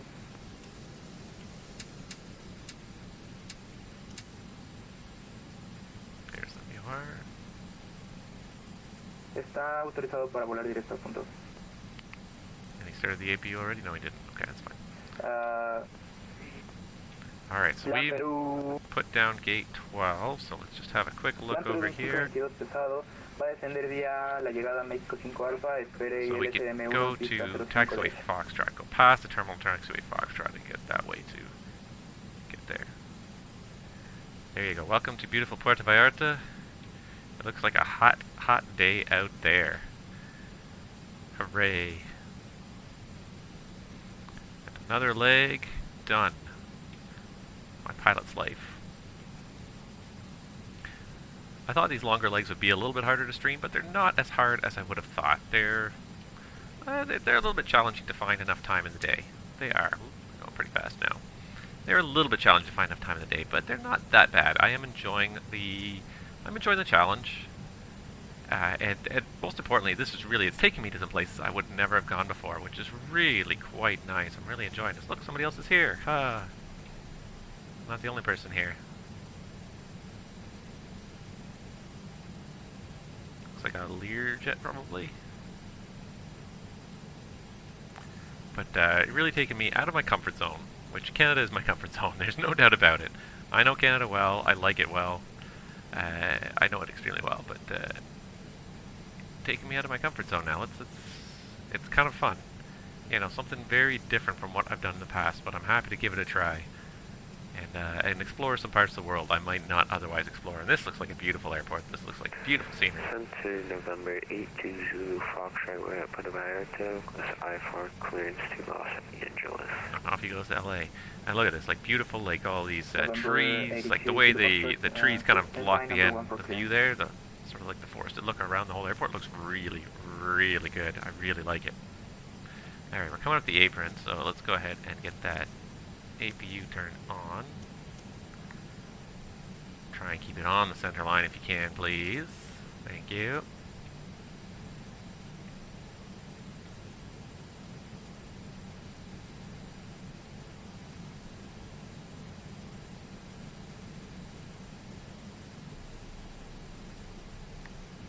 I'm just enjoying the scenery as much as anything here. Alright, I think I went too far. I feel like I went too far. I feel like there was a taxiway I missed or something. I don't know. It's okay, we'll get there. We're gonna get there. Not a problem. I think there's a taxiway that's across there now that maybe doesn't exist in this scenery. Which is fine, we're still here, we got here. Number 282 Zulu Foxtrot, are you ready to copy? Ready to copy 82 Zulu Foxtrot. So this is the cargo ramp here, it says. November 82 Zulu Foxtrot, let's just check and make sure via, Vallarta VOR, upper 10 that I see some GSX equipment hanging out. Looks like they're hanging out over here, which is not match what I've got on my airport diagram, but that's okay. Things change, things get moved, things get outdated, it's fine. No problem. There's the Learjet again. Just trying to spot the marshaller here.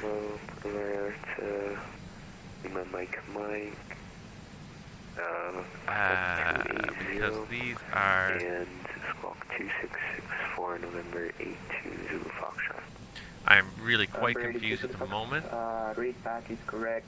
You can now make as to where I'm supposed to be parking here, because this does not seem to match. Unless it's supposed to come in from this way. Okay, maybe it is, okay. Coffee taxi. Number 82 Zulu Fox. Alright, taxi light off. Ah. There we go. Don't do that. This is the way we're supposed to come in, isn't it? Yeah, this is how we're supposed to come in. Okay, okay, I see it now. Okay, I get how it fits together now. It just... I guess we don't get a jet bridge after all. That's okay. It's warm and sunny out here. Who cares about a jet bridge? I would be happy to be standing on top of the stairs and absorbing that 27-degree heat right now. 28-degree heat. 421, good evening, you're on radar contact. Expect after 1 Charlie arrival. ILS 2, runway 25 right.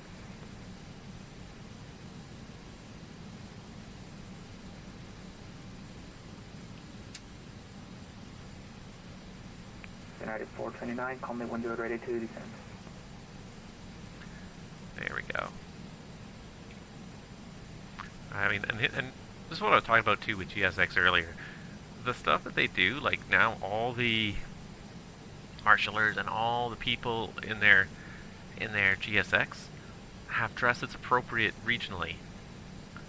So the guys in Mexico will wear something different than the guys in North America, than the guys in Europe. They'll all wear appropriate... I can't have the parking brake. I'm just... I'm looking for the Boeing parking brake. Alright, so that's on. APU bleed can go on. Those can go off.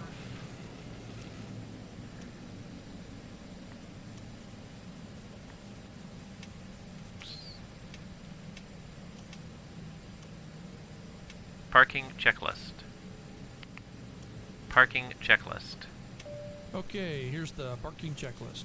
APU bleed. On. Engines. Off. Seatbelts. Off. Exterior lights. Cockpit from ground. Off. Fuel pumps. Off. Parking brake and chocks. Go ahead. Yes, sir. Chocks are in now, and you can release the parking brake. Thank you. Set. Set. Parking checklist is complete.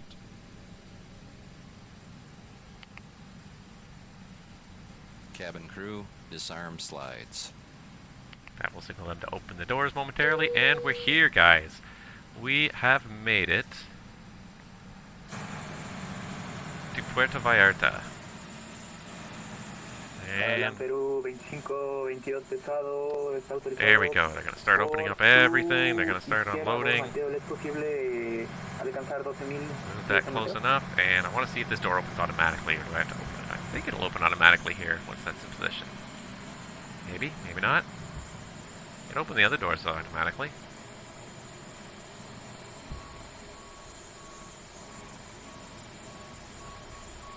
There it goes.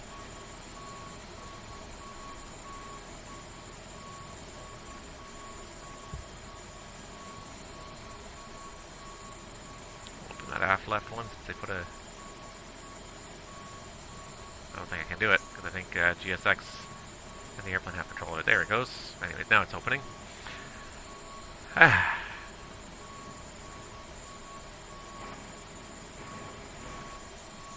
And so there we go, guys. We have made it to Puerto Vallarta. And it's going to be a beautiful sunny day out there. Sunny evening. Sun's getting ready to go down, but it's not down yet. I love the scenery. I love the detail. I love the little church over there. Some fantastic scenery here. So, wow.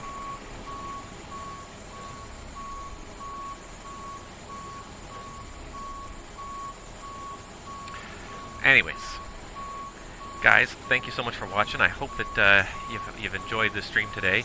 I had a lot of fun doing it. This was a great place to go and visit. I really like this flight, and I look forward to doing the return leg. It's going to be a pity to leave this warm weather behind, but in the meantime, we're going to enjoy this warm weather for a week or so here. We're going to try and make the most of it. So that should have finished my schedule. Yep, looks like our next one is from Puerto Vallarta back to Toronto. There it is. So there's another one done. Slowly earning more experience points. We got 69 now. Only got $109 in my bank account, but I'm about to earn about 150 bucks, I think, maybe more. $15 an hour. And how many hours did I fly this month? Let's just check even just current month hours. And let's see here what we did. 12 hours this month, so we're going to make $150, $180, a little more than $180, so not too bad for a month's work. Did a lot of work this month. A lot of fun, though. But, yeah, that's about it. And, of course, my SimToolKitPro is also done. So there you go, new report. It did a landing report. My flight is done. I can hit complete just to lock it all in there. And the one thing it wants to do is it wants to know the fuel. So we started off with 19,151, and we're finishing up with, how much is in the tanks here? 4840. So we can type it in, and it seems to track the 4840. It seems to track the fuel, which is a really kind of a neat system too. So I'll be able to track how much fuel I've burned. So there it is. Now it's there from Vancouver all the way down there. It's one of the most southernmost flights I've done. And as I said, fun times heading to new terrain. And if I go to my landing reports here even, I can probably, there we go, A321 and MMPR view report, landing rate, minus 12 feet per minute. Oh, that was slick, guys. Minus 12 feet per minute. Average descent rate, minus 781, yeah, because we were doing a nice steady approach there, but wow, what a nice,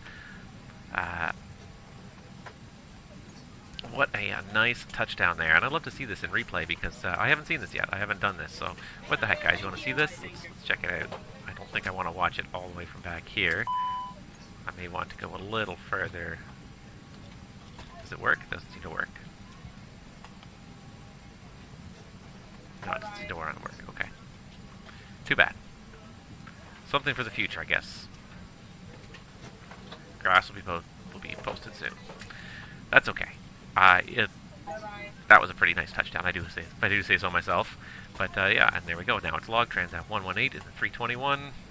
The details of my flight, the step climb up there, the quick descent all the way down, and the flight map as well. You can zoom in and you can see it's fairly well detailed flight map all the way down.